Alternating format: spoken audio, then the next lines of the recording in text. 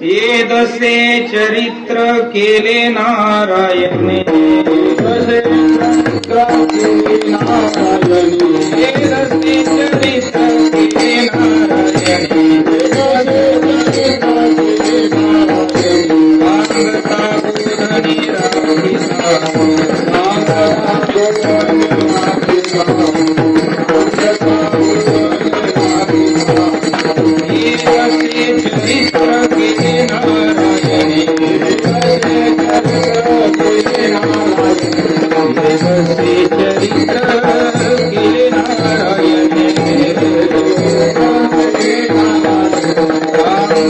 बुधनी राखिता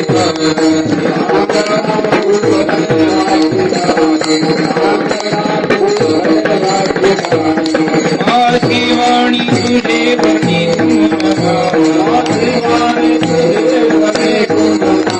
माझी वाणी तुझे बनी गुण नाम ऐसे प्रेम काहिक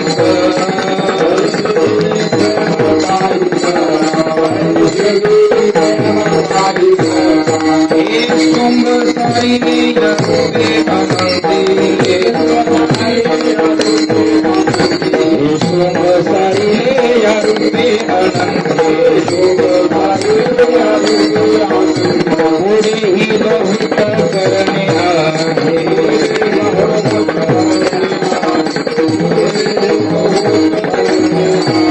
माझी वाणी तुझे बनी गुण माझी वाणी तुझे बनी गुण ऐसे देव प्रेम काहिक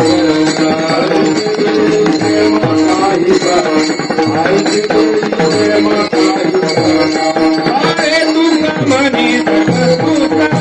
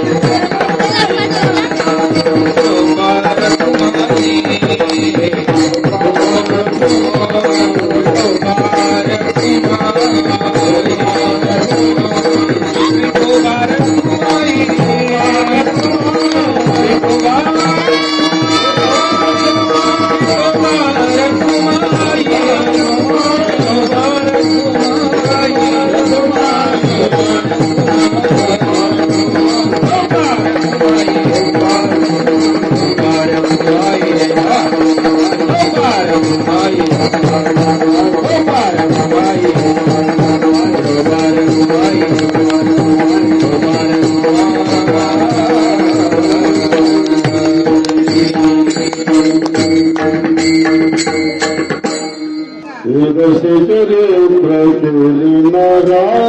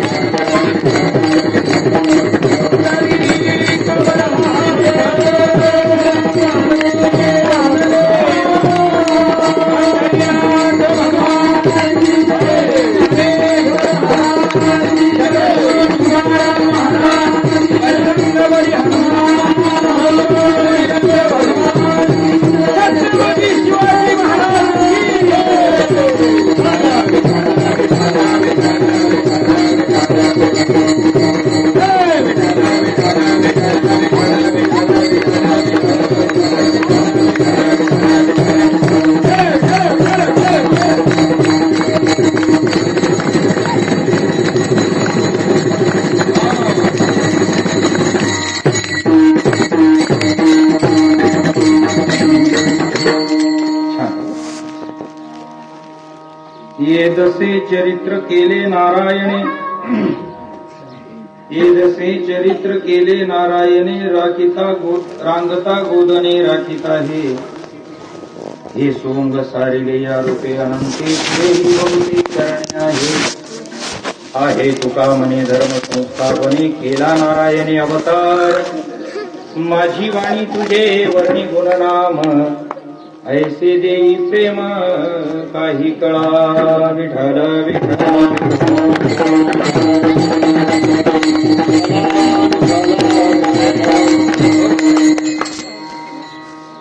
ध्येयं सदा परिभवग्नमविष्टदोहम् तीर्थास्पदं शिवविरञ्चिनुतं शरण्यम्, भृत्यार्दियं प्रणतपाल भवाब्धिपूतम्,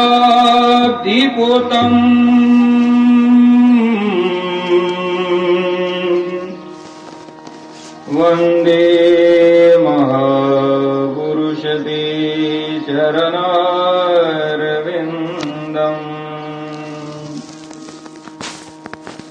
वंशी विभूषितकरा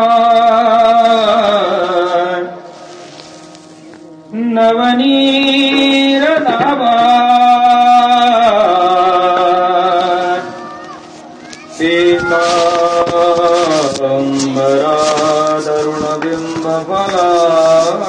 तरुणबिम्बफलादरोष्टा पूर्णेन्दुसुन्दरमुखा नरविन्दनेत्रा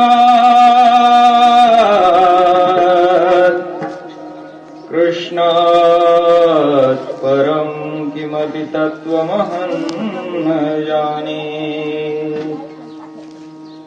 नारायणं नमस्कृत्य नरं चैव नरोत्तमम्,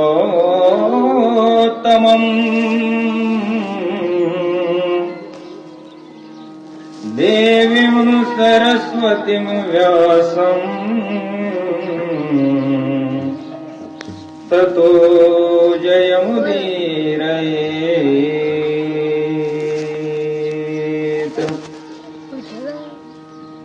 जय जय श्री राधा रमण,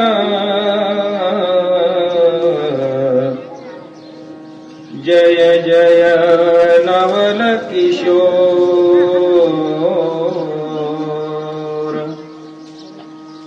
जय गोपीचित चोर प्रभु, जय जय माखन चोर, माझी वाणी तुझे वर्णी गुण, माझी वाणी तुझे वर्णी गुण, माझी वाणी तुझे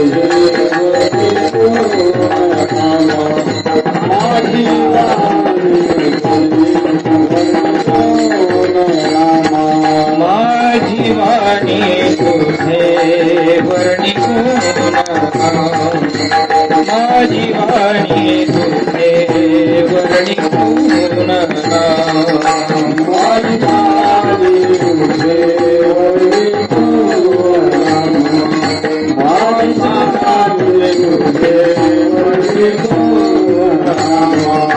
ऐसी देवी प्रेमा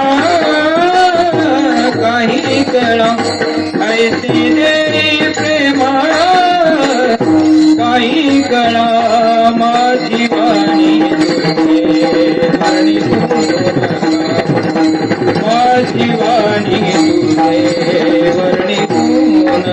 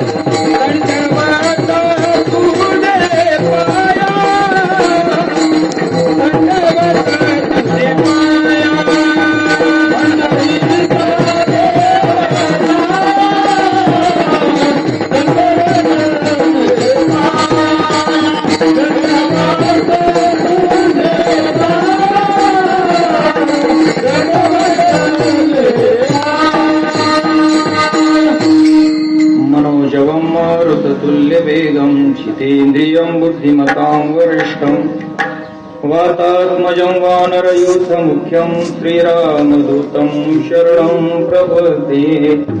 जयांची केलिया स्मरण होय सकळ विद्यांचे अधिकरण ते जीवन श्री चरण श्री गुरूंचे ते नमस्कार होणी आता.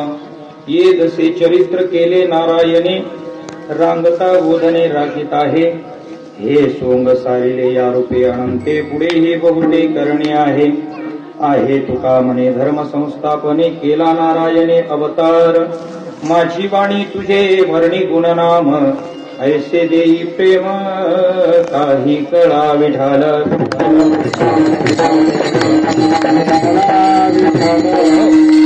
प्रस्तुत प्राप्त प्रसंग प्राप्तस्थळी कीर्तनरूपी सेवेकरता निवडलेला अभंग.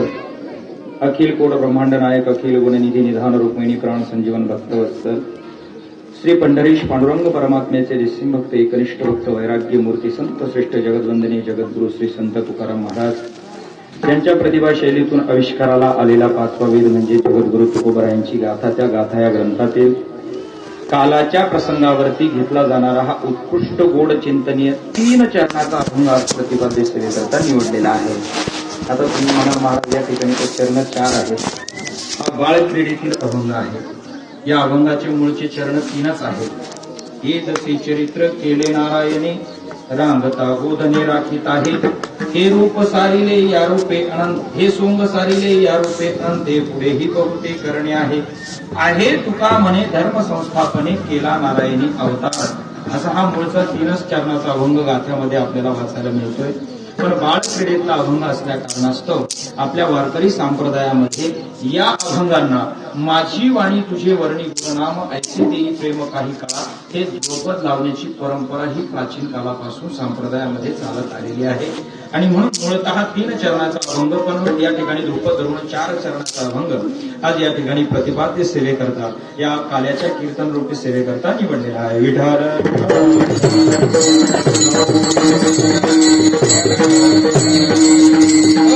या अभंगामध्ये महाराज या ठिकाणी भगवंतानं जो काही अवतार घेतला आणि अवतार घेतल्यानंतर महाराज जे काही चरित्र गोकुळामध्ये केलेलं आहे त्याचं वर्णन आपल्याला पाहायला मिळत आहे. वास्तविक पाहिलं तर हा अभंग जो आहे बाळक्रीडेतला असल्या कारणास्तव हा काल्याच्या प्रसंगाला तर घेतातच, पण ज्या ज्या वेळेला महाराज भगवंताच्या जन्माचा सुद्धा प्रसंग असतो, जन्मोत्सवाचा प्रसंग असतो, त्यावेळेस सुद्धा हा अभंग घेण्याची परंपरा आहे. आणि म्हणून म्हटलं असं या ठिकाणी आज कालाही आहे आणि माझ्या हनुमंतरायाचा जन्मोत्सव सुद्धा आहे.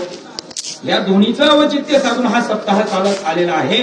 रामनवमी ते हनुमान जयंती या कालावधीमध्ये गेल्या कित्येक वर्षापासून या गावामध्ये हा अखंड हरिनाम सप्ताह चालू आहे. ज्ञानेश्वरी पारायण होते, गाथा पारायण होतं का ज्ञानेश्वरी पारायण 16 ही देखील आहे. महाराज संध्याकाळी हरिपाठ असेल, काकडा भजन असेल, हे सर्व आध्यात्मिक जे कार्यक्रम आहेत महाराज, परमार्थातली जी काही महाराज जी काही साधना आहे ही या 7-8 दिवसामध्ये या गावामध्ये सालाबादप्रमाणे चालू आहे. दरवर्षी तुम्ही करत आहात. आणि म्हणून आजच्या या काल्याच्या प्रसंगाच्या दिवशी जो काही अभंग निवडलेला आहे तो जगद्गुरु तुकोबरायांचा आहे, 3 चरणाचा आहे, उत्कृष्ट आहे, चिंतनीय आहे. या दोनही जे काही प्रसंग आहेत त्याला एकूण जास्त झालाय, डबल रिपीट नाही झालं पाहिजे. आहे का तू तिथं? विढाला विढाला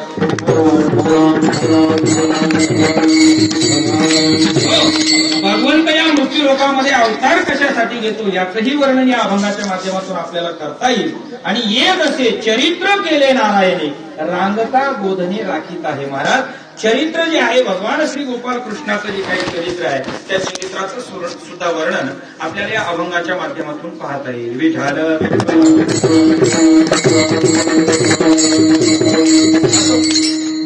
अभंगाचं चिंतन पाहण्यापूर्वी थोडासा परिहार द्यायचा. आपल्या या डोकी गावामध्ये गेल्या कित्येक वर्षापासून हा अखंड हरिनाम सप्ताह चालत आहे. या अखंडात किती वर्ष? 16वं वर्ष. गेल्या 16 वर्षापासून महाराज या गावामध्ये हा अखंड हरिनाम सप्ताह चालू आहे. आणि रामनवमी ते हनुमान जन्मोत्सवाचं हे औचित्य साधून हा अखंड हरिनाम सप्ताह तुम्हा सर्व श्रोते सज्जन मायबापांच्या संयोजनाने या ठिकाणी होत असतोय.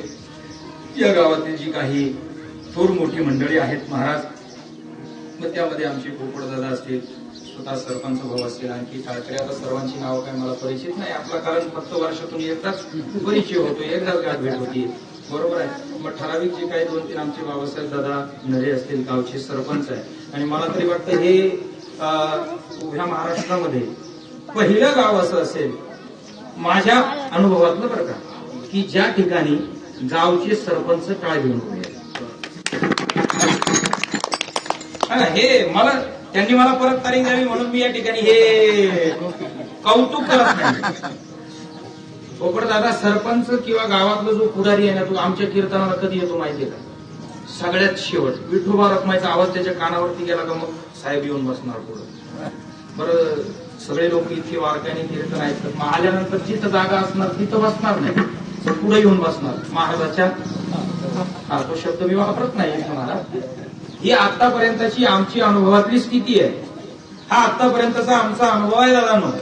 आणि खऱ्या अर्थानं मला महाराज वास्तविक पाहिलं हे दुष्काळी परिसरातलं गाव आहे, कोरडवाहू क्षेत्र आहे महाराज या परिसरामध्ये जास्त.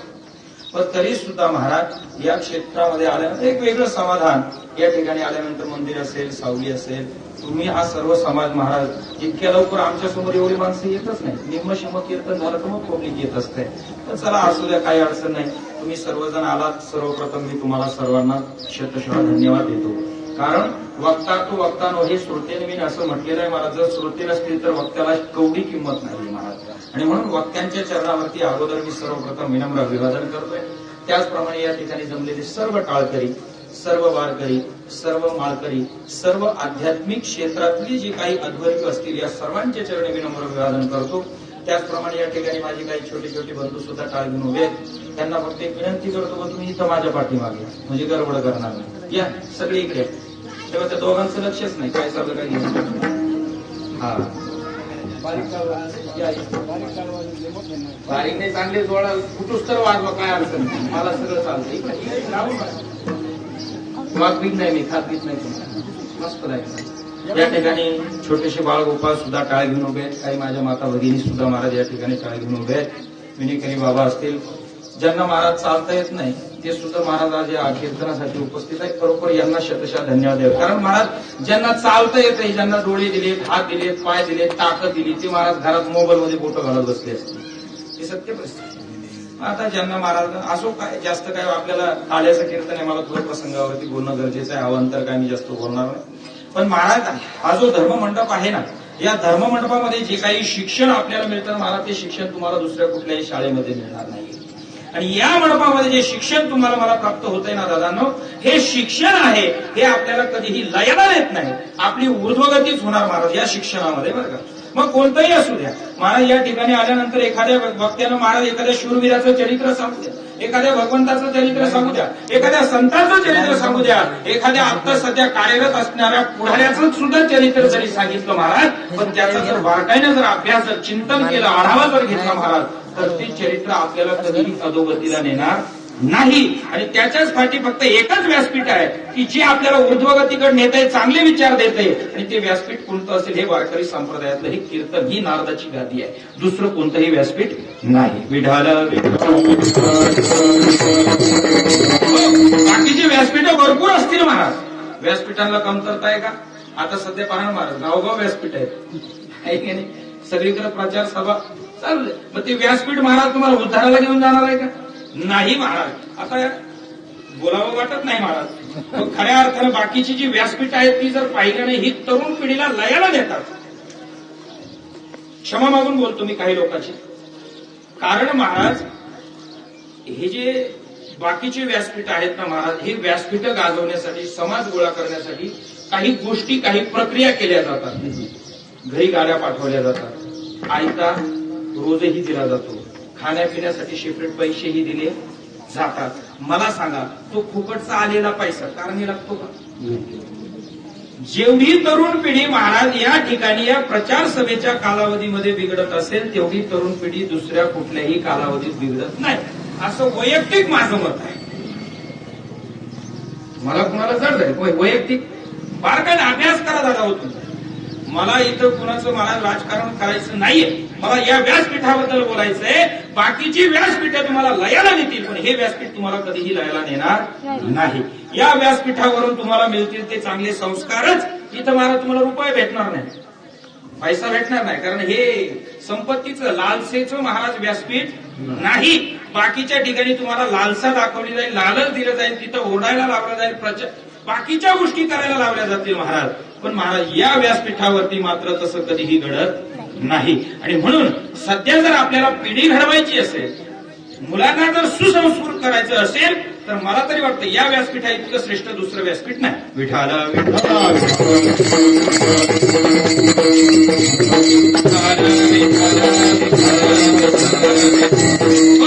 आणि म्हणून या धर्म मंडपामध्ये महाराज खऱ्या अर्थानं काळाची गरज आहे की तरुण पिढी आली पाहिजे. पण तरुण पिढी इकडे येत नाही.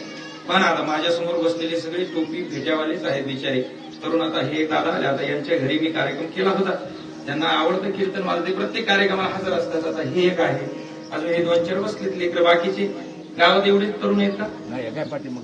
आहेत ना, त्यांचा मी आधीच उल्लेख केला, अगोदरच केला. बाकीचे महाराज आता काही कुठंतरी आता इथं कीर्तनकार बाबा आले, कीर्तन झालं, चालू झालं का तिकडे आमच्याबद्दल टिहळ टुकडा करणारे बरेच असते.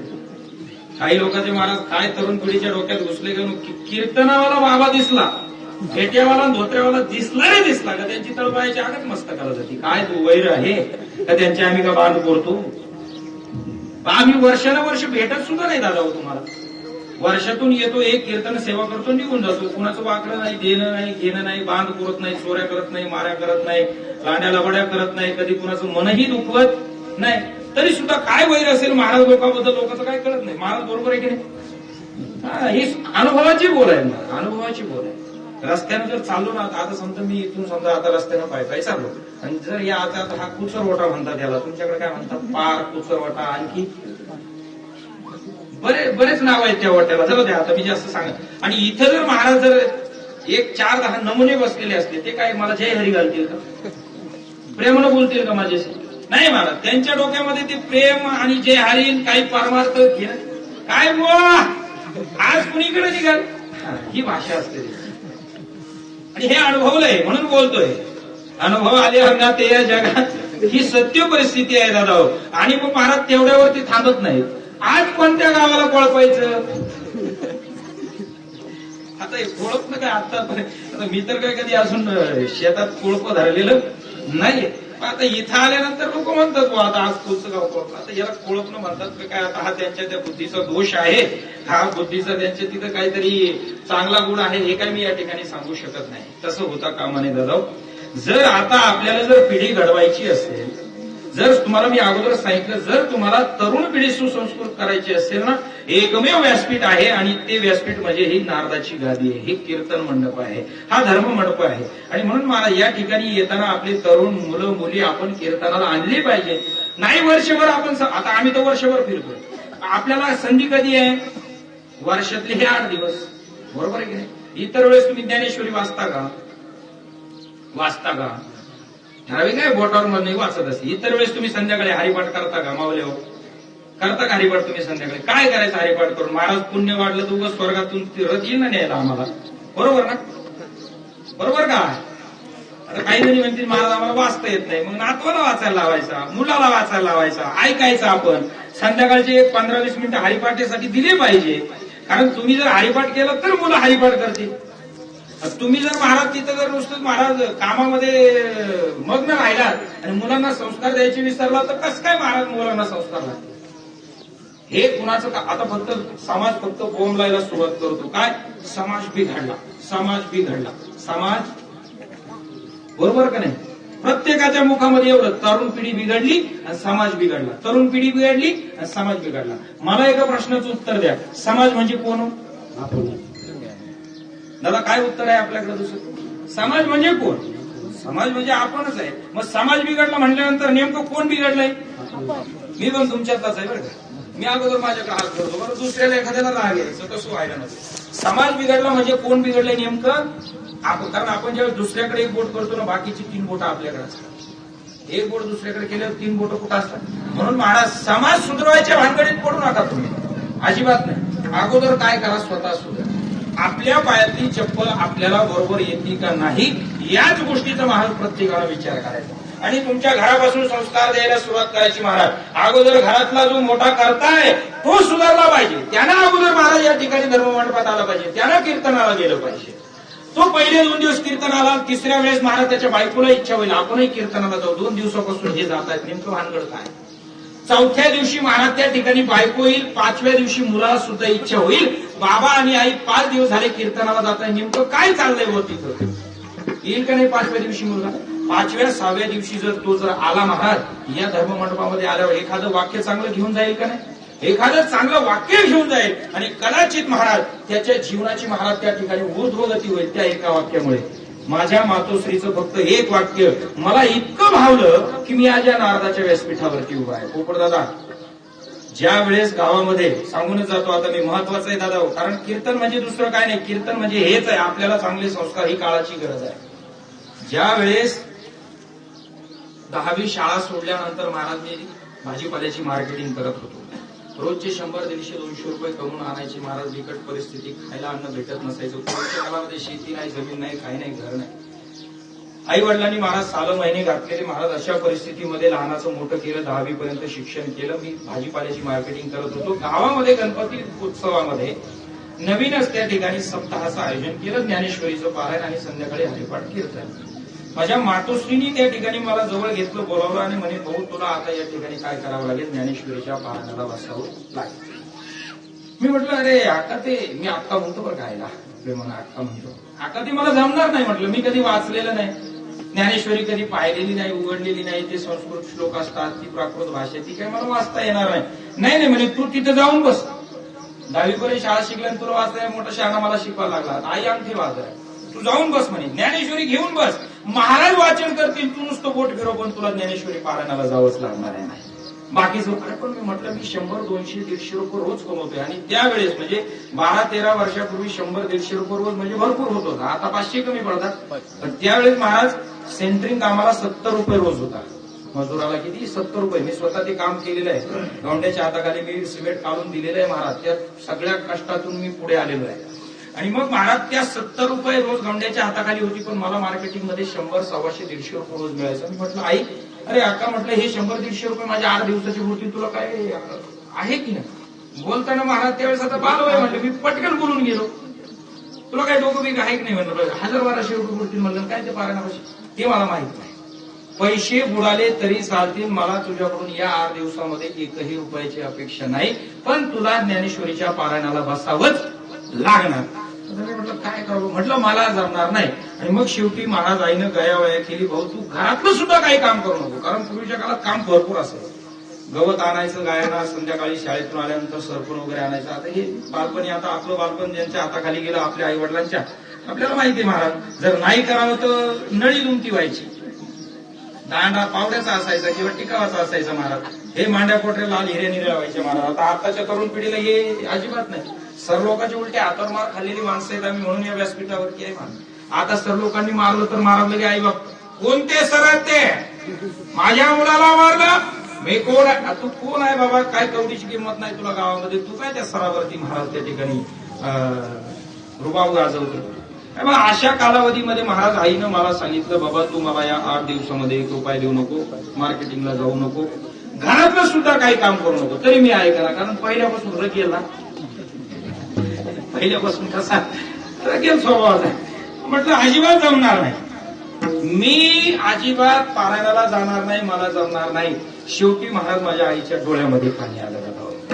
मी कशासाठी सांगतोय? हे संस्कारासाठी सांगतोय. मुलांना संस्कार कसे द्यावे लागतात, मुलं कशी घडतात. आईच्या डोळ्यामध्ये पाणी आलं आणि माझ्या आईनं एकच वाक्य मला या ठिकाणी उद्गारलं, बाहेर काढलं. महाराज भाऊ म्हणे, अरे तुला 8 दिवस जेवायला बसल्यानंतर मी स्वतः घास भरवते, तू फक्त चावायचं आणि गिळायचं एवढंच काम 8 दिवस करायचं, बाकी दुसरं कोणतंच करायचं नाही. पण तुला ज्ञानेश्वरीच्या पारायणाला बसावंच लागेल. महाराज ते वाक्य मात्र माझ्या अंतकरणाला भिडलं महाराज. आणि काहीच नाही महाराज, घरातून ज्ञानेश्वरी उचलली आणि ज्ञानेश्वरीचं 7 दिवस पारायण केलं महाराज. आता सुरुवातीला पहिले 1-2 दिवस मला काहीच कळलं. महाराज वाचायचे, मी आपलं नुसतं बोट ठेवायचो. पण दुसऱ्या तिसऱ्या दिवशी मला त्या ज्ञानेश्वरीची आवड निर्माण झाली. ओव्या वाचत वाचत वाचत वाचत वाचत महाराज पारायण पूर्ण झालं. आणि त्या एका पारायणाचा परिणाम आज मी या नारदाच्या व्यासपीठावर उभा आहे. एका पारायणाचा परिणाम काय आहे? आज या नारदाच्या व्यासपीठावरती महाराज हजारो समाजाला मी या ठिकाणी त्याच ज्ञानेश्वरीतलं, त्याच गाथ्यातलं तत्वज्ञान सांगतोय. कशाचा परिणाम आहे माहिती का? हा या धर्म मंडपाचा परिणाम आहे. ज्ञानेश्वरी पारायणाला जर मी या मंडपामध्येच येऊन बसलो नसतो, मी महाराज झालो असतो का? नाही महाराज. जर माझ्या आईनं ही ज्ञानेश्वरी तुला वाचावीच लागेल असं मला प्रोत्साहित केलं नसतं, तर महाराज मला या ठिकाणी या व्यासपीठावर उभा राहता आलं असतं नाही. आणि म्हणून सगळ्यात अगोदर महाराज या माता माऊल्यांना मी विनंती करणार आहे. लक्ष आहे का सगळ्यांचं माझ्याकडे? काही जण पोरच सांभाळत आहेत अजून. इकडे बघा, इकडे बघा, मी इकडे आहे. हा बघितलं का मला सगळ्यांनी? तुमच्या हातामध्ये आहे महाराज आता भविष्यात पिढी कशी घडवायची ते तुमच्या हातामध्ये आहे. आता भविष्यामध्ये महाराज कशी मुलं जन्माला घालायची आणि कशी घडवायची ते महाराज. सकाळी उठल्यानंतर ज्या मुलांना महाराज शाळेत तुम्ही पाठवताय, आग्रहानं पाठवताय, त्या मुलाला तुम्ही सकाळी ज्ञानेश्वरी वाचायला लावली पाहिजे. ही काळाची गरज आहे. सकाळी उठल्यानंतर किमान भाऊ तुला 15 मिनिटं तरी आता देवालयात जावं लागेल, देवघरात बसावं लागेल, ज्ञानेश्वरी वाचावीच लागेल, त्याच्याशिवाय पर्याय नाही. असं हे तुम्ही तुमच्या मुलांना मुलींना सांगितलंच पाहिजे. सांगणार का उद्यापासून?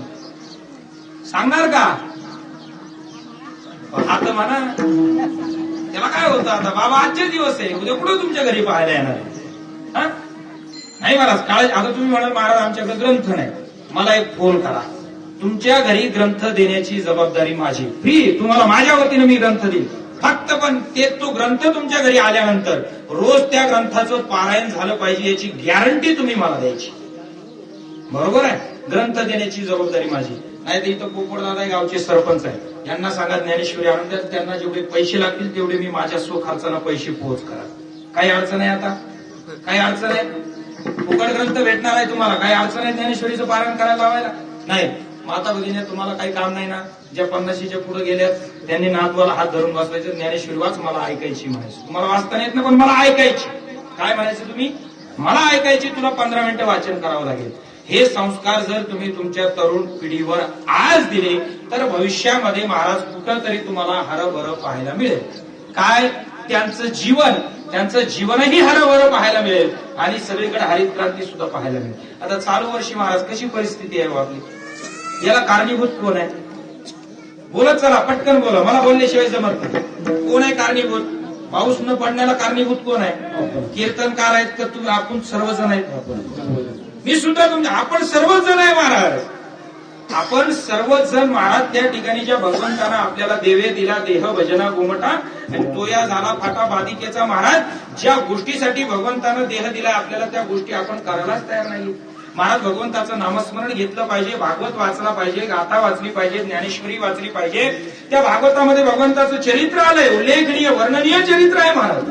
त्या भगवंताचं चरित्र तुम्ही आम्ही वाचलं पाहिजे, अभ्यासलं पाहिजे. याच्यासाठी खरा देह दिलाय का 4-4 बायका करून 50 पोरून सांभाळण्यासाठी देह दिलाय?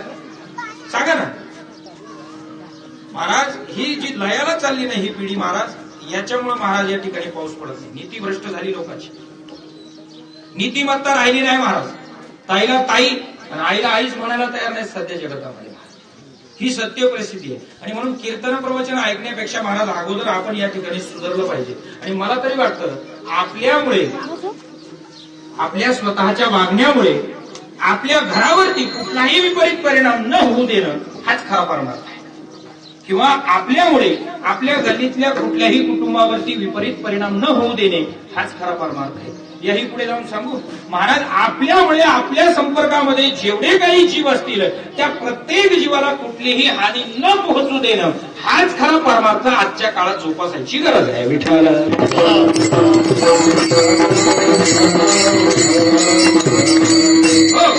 आणि धर्म म्हणजे दुसरं तिसरं काही नाहीये दादा, यालाच धर्म म्हटलं जातं. कारण मला वाटतं आपल्या टाकी ढोकेश्वराच्या मंदिरामध्ये धर्मरक्षावय अवतार 2 वर्षापूर्वी अभंग घेतला होता. आणि त्यावेळेस मी महाराज तुम्हाला धर्म सांगितले होते, बरोबर. सामान्य धर्म, विशेष धर्म, परधर्म आणि परमधर्म. आहे का ध्यानात? आहे का ध्यानात? कशाचं महाराज काल खाल्लेली भाजी आमच्या ध्यानात नाही, 2 वर्षापूर्वीच विचारतात, बरोबर ना. कालचं ध्यानात राहत नाही आपल्या. पण महाराज ही काळाची गरज आहे. धर्म म्हणजे दुसरं काहीच नाहीये, फक्त आपल्यामुळे कुणाचं अंतःकरण दुखवलं जाऊ नये, आपल्यामुळे कुठल्याही जीवाची हानी न होता, कोणालाही त्रास न होता या ठिकाणी आपण जीवन जगणं, यालाच खऱ्या अर्थानं म्हणतात धर्माचं पालन करणं. दुसरं तिसरं काहीच नाही. आणि खऱ्या अर्थानं सध्या जगतामध्ये हीच गोष्ट बिघडलेली आहे. ही गोष्ट काय झालेली आहे? बिघडली आहे. महाराज कुणी धर्माचं आचरण करत नाहीये. धर्म म्हटलं का फक्त इथं जातीवाद डोळ्यासमोर येतो. धर्म म्हणजे जातीवाद नव्हे.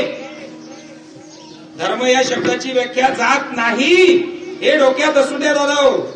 धर्म या शब्दाची व्याख्या आहे सदाचार. धर्म या शब्दाची व्याख्या आहे अहिंसा. धर्म या शब्दाची व्याख्या आहे सत्य. धर्म या शब्दाची व्याख्या महाराज या ठिकाणी लोकांनी विपरीतच करून ठेवली. आणि म्हणून सदाचारी जीवन जगणं, खऱ्या अर्थानं आपण धर्मानं जीवन जगतोय असं म्हणायला काही वावगं ठरणार नाही. महाराज किती जण धर्माचं पालन करतात सांगा बरं मला, हातवर करा बरं. किती जण आहेत? सापडणारच नाही महाराज. आतापर्यंत जन्म झाल्यापासून एकदा सुद्धा महाराज खोटं बोललेलो नाही किंवा मी खोटं बोललेली नाही अशी एखादी व्यक्ती, अशी एखादी महिला सापडेल का? नाही सापडणार नाही. कुठं आपण धर्माचं आचरण करतोय महाराज? धर्म म्हटलं का दुसरीच काहीतरी आपल्या डोक्यामध्ये घुसते महाराज. तसं नाही. सत्य, अहिंसा, दया आणि सदाचार याला सामान्य धर्म म्हटलेला आहे. विशेष धर्म काही सांगितलेले. विशेष धर्म कोणते आहे?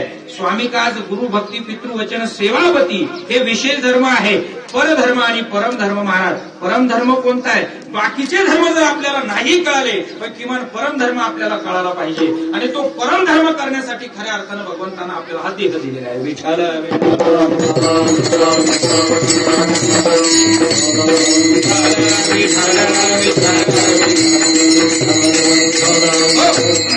कोणता असेल तो परमधर्म? मग या ठिकाणी एक उदाहरण आहे. कळे न कळे ज्या धर्म, ऐका सांगतो रे वर्म, आणि माझ्या विठोबाचे नाम अट्टाहासे उच्चार, याला म्हणायचं परमधर्म. हे सामान्य धर्म, विशेष धर्म, परधर्म आपल्याला नाही कळाले.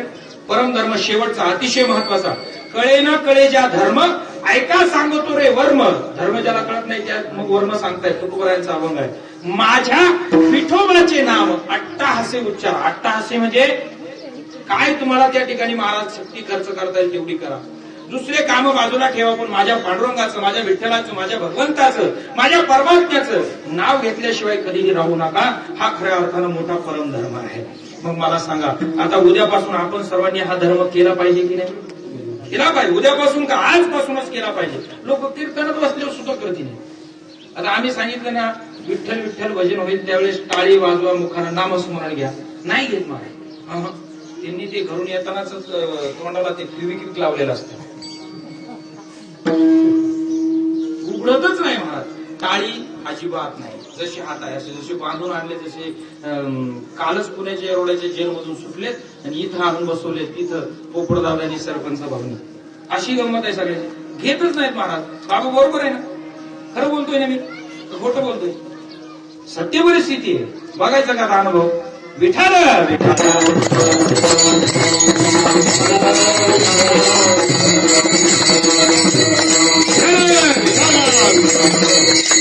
नाही, काही जणांवर नाही झाला पाहिजे ना. होईलच कसा महाराज? नाही दादा हो, अरे काय काय करायला काय सांगितलं आपल्याला या. बरं मला एक सांगा, तुम्ही जन्माला आलात, जीवन जगत असताना तुम्हाला कुठल्या गोष्टीची अपेक्षा आहे? बोलत चला, पटपट बोलत चला. मला अभंगावरती यायचंय बरं का, हा विषय अभंगातलाच आहे. मी तुम्हाला शेवटी सांगा हा विषय कसा अभंगातला आहे. बोला बोला, पटपट चला. तुम्हाला कुठल्या गोष्टीची अपेक्षा आहे जन्माला आल्यानंतर? सुखाची का दुःखाची? पटकन बोला. सुखाची. लहान मुलांना सुद्धा, बाळा तुला कशाची अपेक्षा आहे रे? सुखाची. तुला कशाची अपेक्षा आहे रे? इकडे बघ माझ्याकडे. सुखाची अपेक्षा आहे. टाळ करे, तुम्हाला कशाची अपेक्षा आहे? नक्की सुखाचीच आहे का? म्हणजे जन्माला आल्यानंतर महाराज कुणालाही वाटत नाही की आपल्याला आपल्या जीवनामध्ये दुःख भेटावं, असं वाटतं का कुणाला? वाटत असेल तर सांगा मला, मी आपला जातो निघून. कुणालाच वाटत नाही आपल्या वाट्याला दुःख यावं. प्रत्येकाला सुखाची अपेक्षा आहे. मग महाराज या ठिकाणी जर तुम्हाला सुखाची अपेक्षा आहे, मग सुख कशात आहे हे शोधलं पाहिजे की नाही? आपण शोधलं पाहिजे की नाही? जर तुम्हाला अपेक्षा सुखाची आहे, तुम्हाला 10 तारखेला पगाराची अपेक्षा आहे, म्हणून तुम्ही महिनाभर काम करता का नाही? करता का नाही? 4 महिन्यानंतर कांदे विकल्यानंतर 1-2 लाख रुपये आपल्या घरात आले पाहिजे ही अपेक्षा आहे, म्हणून तुम्ही 4 महिने काम करता का नाही त्या कांद्याच्या वावरामध्ये? खुरपायचं असेल, फवारा मारायचं असेल, तण काढायचं असेल, पाणी भरायचं असेल, महाराज चोरून का व्हायना रात्रीच्या वेळेला लाईट म्हणा, पाणी म्हणा, चोरून का व्हायना भरता का नाही तुम्ही? का भरता? अपेक्षा कशाची आहे की 1-2 लाख रुपये 4 महिन्यानंतर तुमच्या घरामध्ये आले पाहिजे. मग मला सांगा, अपेक्षा पैशाची आहे म्हणून तुम्ही जर कष्ट करताय, मग अपेक्षा सुखाची आहे, काय केलं पाहिजे? पुण्य केलं पाहिजे, परमार्थ केला पाहिजे, नामस्मरण केलं पाहिजे. अपेक्षा सुखाची आहे ना. प्रपंचात सुख शोधू नका.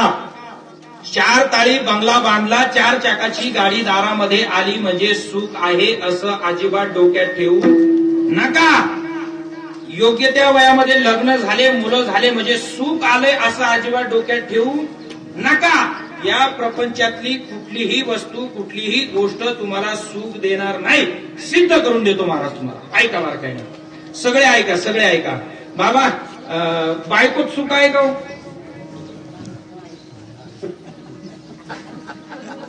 आगे लागो तया सुखा, जेणे विठ्ठल नाही मुखा. वा वा वा, आगी लागो तया सुखा. छान प्रमाण दिलं बाबा. जेणे विठ्ठल, अरे ज्याच्या मुखामध्येच विठ्ठलाचं, भगवंताचं नाव येत नाही ते सुखाला काय करतात? काडी लावायचं. प्रमाण बाबांनी दिले. आगी लागो, हा मी बोलत नाही. महाराज बायकोत सुख नाही, बंगल्यात सुख आहे का? बोलत चला पटकन. बंगल्यात सुख आहे का? नाहीये. मुलांमध्ये सुख आहे का? नाही. बऱ्याच जणांनी हाता खालून काढले. कशाचं सुख आहे? बरोबर आहे ना. नातवात सुख आहे का? नातूला सुख आहे का तुम्हाला? मुलीत सुख आहे का? नाही. पैशात, संपत्तीमध्ये सुख आहे का? नाही. 4 चाकाच्या गाड्या 4 दारा पुढे उभ्या आहेत. एक तरी तुम्हाला मरताना सुद्धा घेऊन जाईल का? ते मेल्यावर घेऊन जाईल का? मरायला घेऊन जाईल तुम्हाला, पण मेल्यावर नाही नाही नाही नाही, अजिबात नाही. संपत्तीत सुख नाही, बायकोत नाही, मुलांमध्ये नाही, नातवामध्ये नाही, कशातच सुख नाही. नवे नवे या प्रपंचाचं वर्णनच संतांनी असं केलं.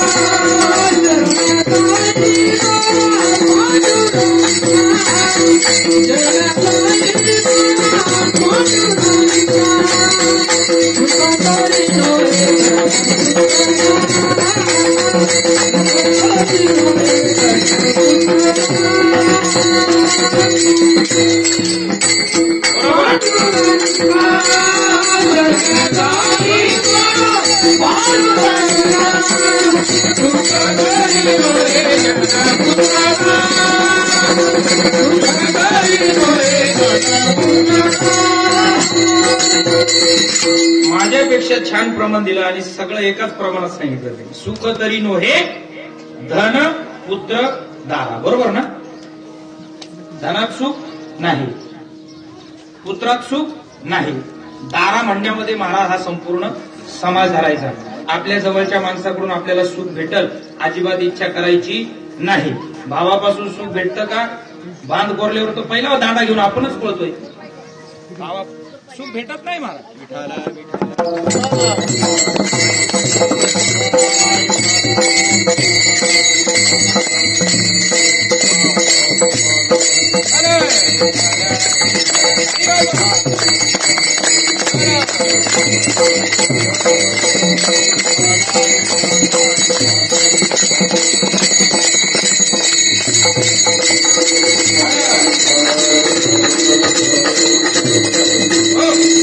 याच्यातही सुख नाहीये महाराज.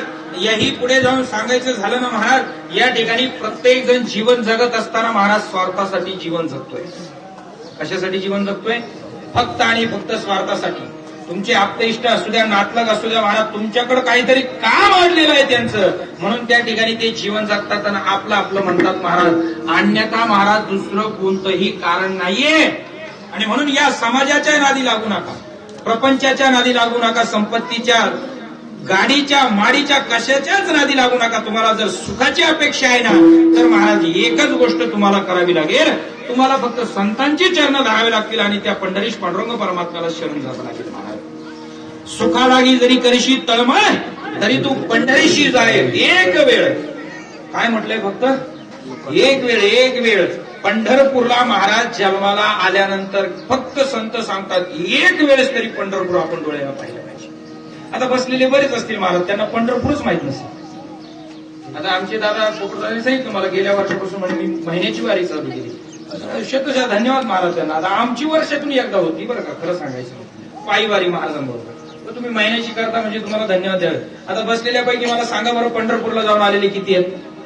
हात वर करा पटपट पटपट पटपट. सगळे महिला पुरुष सगळे पंढरपूरला जाऊन आलेले हात वर करा पटकन. चांगला हात वर करा ना, समाज दिसला पाहिजे. सगळे एवढेच. बाकीच्यांना काय अडचण आली का? पैसे नव्हते का तुमच्याकडे? बाकीच्यांकडे पैशाची अडचण आली का? गाडी नव्हती, गाडी पंक्चर झाली होती तुमची? अडचण काय आहे महाराज? आता काहींच्या मसनी गावरे गेल्या, 70-70, 80-80 वर्ष झाले महाराज, तरी पंढरपूर काहींनी पाहिलं नाही. आणि आता जर मी विचारलं ना, 2 वर्षापूर्वी मराठी चित्रपट घातला होता, कोणी कोणी पाहिला, याच्या 5 पट हात वरती होते. गेले होते की नाही सगळे? सायराड बघायला गेले होते का नाही? खरं बोला, कीर्तनात खोटं बोलायचं नाही. गेले होते का नाही? गेले होते महाराज. नको त्या ठिकाणी खर्च करा. अरे तुम्हाला सुखाची अपेक्षा आहे, मला एक सांगायचंय, तुम्हाला जर जन्माला आल्यापासून सुखाची अपेक्षा आहे, मग सुख प्राप्तीसाठी जे कर्म सांगितले ते करणारा जेव. तुम्ही प्रपंचामध्ये सुख शोधताय की जिथं सुख अजिबात, दुःख बांधवडी आहे हा संसार. अरे सुखाचा विचार नाही कोठे. या प्रपंचामध्ये महाराज सुखाचा विचार सुद्धा येत नाही, आणि तुम्ही त्या प्रपंचामध्ये सुख शोधताय. आणि मग महाराज तुम्ही चुकीच्या दिशेनं चाललेत की नाही?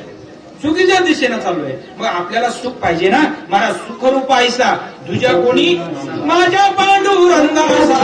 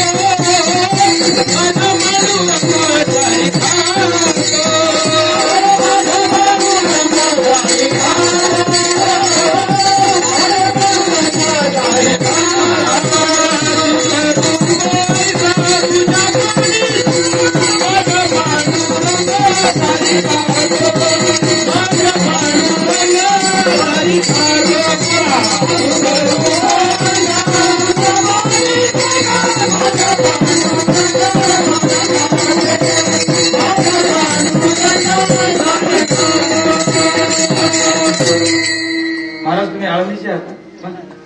गावातलेच? वा वा वा, गोड वाजवते, खूप छान. टाळ्या वाजवा एकदा सगळ्यांनी. आणि मला वाटतं हे तुमचे प्रयत्न असतील, शेजारच्या गावचे टाकेडो. दादा अजून एक 4-2 पोरं तयार. एक विनंती करतो मी तुम्ही, काय नाही, पैशाची अपेक्षा नका ठेवू. पैसा माझी सब कुछ नाही. मी माझ्या आश्रमात फुकट शिकवायला बोलवतोय पोरं, पण ये तरी पोरं टिकत नाही. आता आम्ही तरी काय करतो? गेल्या वर्षी असंच कीर्तनात सांगितलं, 5-6 जण आले, 5-6 मुली आल्या पेटी शिकायला. एक एक एक एक घालता घालता घालता आता एकच राहिले. पण त्याच्या आता 16 मात्र सरपट्या चालू आहे. 2 वर्षात चांगला हात आहे, गोडवाई. अजून 1-2 वर्ष त्यानं प्रॅक्टिस केली का असं पक्वत झाली. बस मी शिकलो, त्याचं एक तयार केलं ना, एका झाडापासून एक झाड तयार झालं ना, भरपूर झालं. तसं दादा काय नाही, तुझ्या जीवनामध्ये फक्त एकच ध्येय ठेव. कमीत कमी तुझा विषय फक्त पक्वाचाच आहे ना, तुझ्या हातून कमीत कमी 5-50 जण या पंचक्रोशीत तयार झाले. पैशाची अपेक्षा ठेवू नको. पैसा हे बघ, देव एकदा द्यायला लागला ना. 10 वर्षापूर्वी माझी सायकल घेण्याची ऐकत नव्हती, मी आज 4 चाकीत फिरत आहे, तरी अजून तोंड उघडलेलं नाही. मी कधीच भीक मागत नाही दादा. जेवढे देतील त्यात मी सुखी आहे, समाधानी आहे. आज खऱ्या अर्थानं सांगतो, आजच्या दिवसाची कीर्तन रूपी सेवा मला त्या वाबळेवाडीला आली होती, ताराबाद जवळ, आणि मोठा सप्ताह असतो. कमीत कमी दादा मला तिथं 7,000 ते 9,000 रुपयाचं काल्याच्या कीर्तनाचं पाकिट मिळालं असतं. किती जायला पाहिजे होतं ना मी तिकडे, जायला पाहिजे होतं नाही महाराज. गेल्या वर्षीच आमच्या बाबासाहेब भाऊनी सांगितलं होतं पुढच्या वर्षाचं नारळ महाराजांना देऊन टाका. पोपटदादांनी मला 2 वेळेस भेटल्यावर सांगितलं हनुमान जयंतीला काल्याला तुम्हाला यावं लागेल. महाराज पैसा म्हणजे सबकुछ नाही हो. आज हे तुम्ही या गावामध्ये आल्यानंतर तुमच्या लोकांचं जे प्रेम आहे ते त्या 7,000च्या पाकिटापेक्षा किती मोठं. तुमच्या सर्वांचे जे आशीर्वाद आहे दादा, हे सर्वजण तुम्ही एवढं बारकाईने ऐकताय, तुमचे आशीर्वाद तर मला थोडे कमी लागणार आहेत. या आशीर्वादाच्या जीवावर तर मी आज महाराज रात्री कुठेही फिरतो. मला एकटाच असतो मी गाडीमध्ये, एकटाच. 8 दिवसापूर्वी पिंपरी जलशन पारनेर तालुक्यात माहिती कार्यक्रम करून गेलो रामनवमीला संध्याकाळी. एकटा गेलो या रोडनी, एकटा या 2-3 घाटात होतो.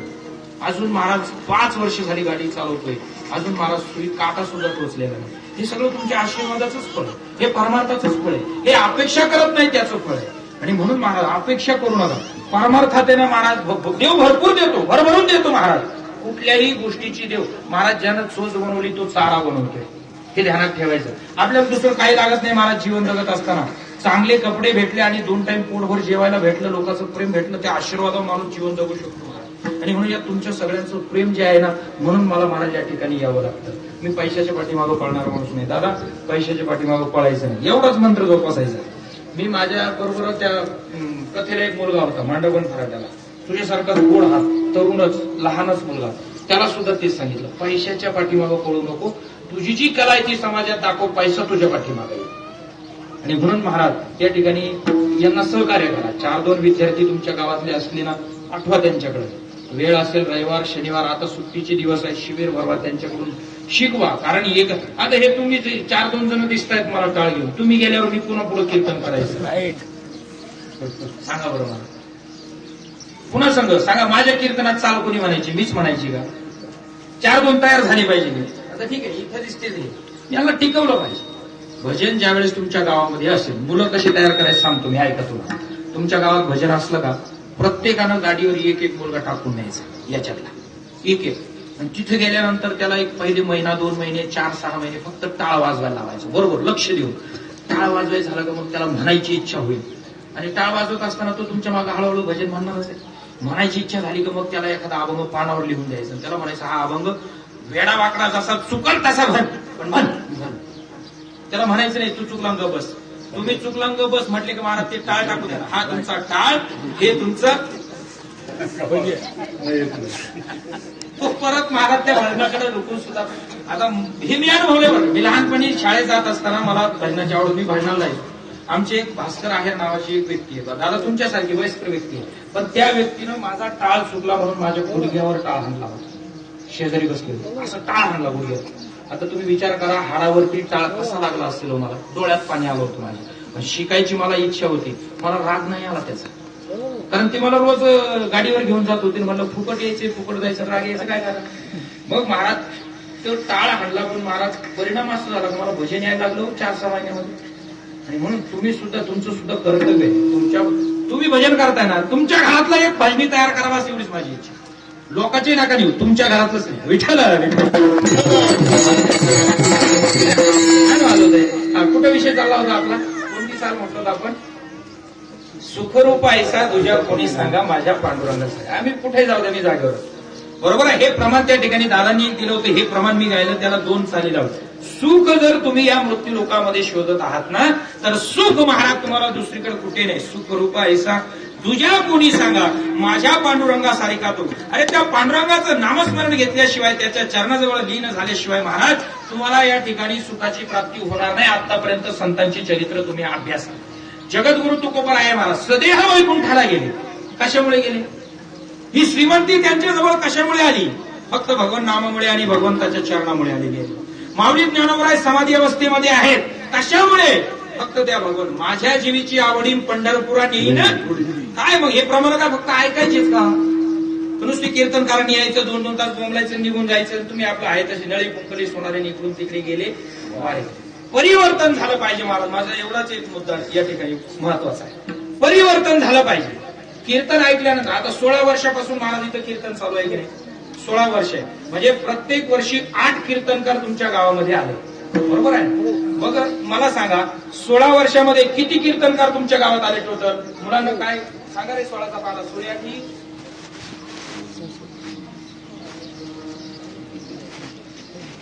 बोला म्हणत पाडा पाडा. आता अवघड झालं.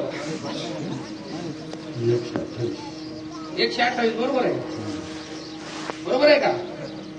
अरे हा म्हणायचं पटकन, गडबड आहे, विश्वासच नसतो मला अभ्यास. मग मला सांगा, ठीक आहे आपण फक्त एक आकडा धरू की 100 कीर्तनकार तुमच्या गावामध्ये 16 वर्षामध्ये आले, म्हणजे 100 कीर्तनकारांना तुम्ही आतापर्यंत पाणी पाजलं म्हणा ना पटकन. मग आता महाराज आल्यावर पाहुणचार करतोच ना आपण, पाणी चहा पाजतोच. म्हणजे 100 कीर्तनकारांना तुम्ही आतापर्यंत 16 वर्षात पाणी पाजलं. गावातले मला किमान सांगा या 16 वर्षात 100 माळकरी झालेत का? नाही झालेत का? का नाही झाले? का नाही? ही काळाची गरज आहे महाराज. मला परिवर्तन अपेक्षित आहे. मी सुरुवातीला तिथं घरात आल्याला काय म्हटलो, मला परिवर्तन अपेक्षित आहे. तुम्ही सप्ताह 16 वर्षापासून करता नाही, 26 वर्ष करा नाही, 36. महाराज तुमचे 10 तत्व होत्या सप्त्याचे, पण किमान एका सप्ताहामध्ये महाराज 4-2 जणांनी तरी माळी घातल्या पाहिजे काल्याच्या कीर्तनामध्ये. त्यांनी महाराज 4-2 जण महाराज प्रत्येक काल्याच्या कीर्तनामध्ये टाळ घेऊन उभे राहिले पाहिजे. परमार्थातले माणसं वाढले पाहिजे महाराज. नुसते खायला आणि फक्त ऐकायला येऊ नका, आपल्यात काहीतरी परिवर्तन घेऊ परिवर्तन करत चला महाराज. ही सध्या काळाची गरज आहे. आणि म्हणून मला या ठिकाणी आवर्जून सांगावं वाटतं महाराज, परिवर्तन होण्यासाठी महाराज चांगले वक्तेही अपेक्षित असतात. कारण कुणाचंही ऐकून महाराज परिवर्तन होत नाही. मी कोण सांगणार आणि तुम्ही कोण ऐकणार आहे? लोक सरळ म्हणतात ते काय बाबा लोक, त्यांचा धंदाच आहे तो सांगायचा. लोक म्हणतात आम्हाला त्यांचा काय आहे तो सांगायचा. अरे पण ठीक आहे सगळ्या गोष्टी आहे, पण आम्ही तर तुम्हाला शिव्या देत नाहीत ना. तुम्हाला काहीतरी माऊली ज्ञानोबरायांचं तत्वज्ञान, तुकोबरायांचं तत्वज्ञान, धर्म असेल, सदाचार असेल, सद्विचार असेल, चांगले संस्कार मुलांना द्यायचे असेल, याच गोष्टी तुम्हाला सांगतो नाही तर तुम्ही स्वीकारल्या पाहिजे. कीर्तन आपण कशासाठी ऐकतो? बोला बोला पटकन. कशासाठी ऐकतो? काला खायसाठी का कीर्तन झाल्यावर जेवण आहे म्हणून कीर्तन ऐकतो? नाही. आपल्याला काहीतरी आपल्या अंतःकरणामध्ये परिवर्तन व्हावं, काहीतरी आपल्याकडून परमार्थ घडावा म्हणून कीर्तन ऐकायचं असतं. आणि मग मला आजच्या कीर्तनामध्ये एकच अपेक्षा आहे. आतापर्यंत महाराज आपण कुणीही भगवंताचं नामस्मरण घेत नाही असं मी गृहीत धरतो. सकाळी उठल्यानंतर ज्या भगवंतांनी आपल्याला देह दिलाय, सुखाची अपेक्षा आपल्याला प्रत्येकाला आहे, तरी सुद्धा जे सुखाचं साधन आहे ते आपण कधीच करत नाही. मग आज मी तुम्हाला सुखाचं साधन सांगणार आहे. प्रत्येक जण करणार का नाही? सुख पाहिजे ना प्रत्येकाला? मावशा बोलत चला पटकन. सुख पाहिजे की नाही तुम्हाला? मग सुखाचं साधन मी तुम्हाला सांगतोय. सुख कशानं तुम्हाला प्राप्त होणार आहे ते मी सांगतोय. मग तुम्ही करणार का नाही? उद्यापासून करणार का नाही? केलंच पाहिजे. सकाळी उठल्यानंतर महाराज काहीच करायचं नाही, आंघोळ करायची. सकाळी उठल्यानंतर काय करायचं? आंघोळ करायची. पहिल्यांदा माता माऊल्यांसाठी सांगतो, आंघोळ करायची. दारामध्ये तुळस असेल त्या तुळशीला पाणी घालायचं. एक प्रदक्षिणा मारायची. घरामध्ये जर सासू सासरे असतील तर त्यांच्या पाया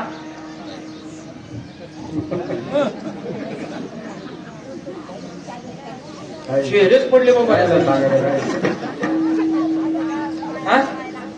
उगल आदबीत घातली सासू सासऱ्याला पाठीत तर काय करायचं नाही. अशीच परिस्थिती आहे ना.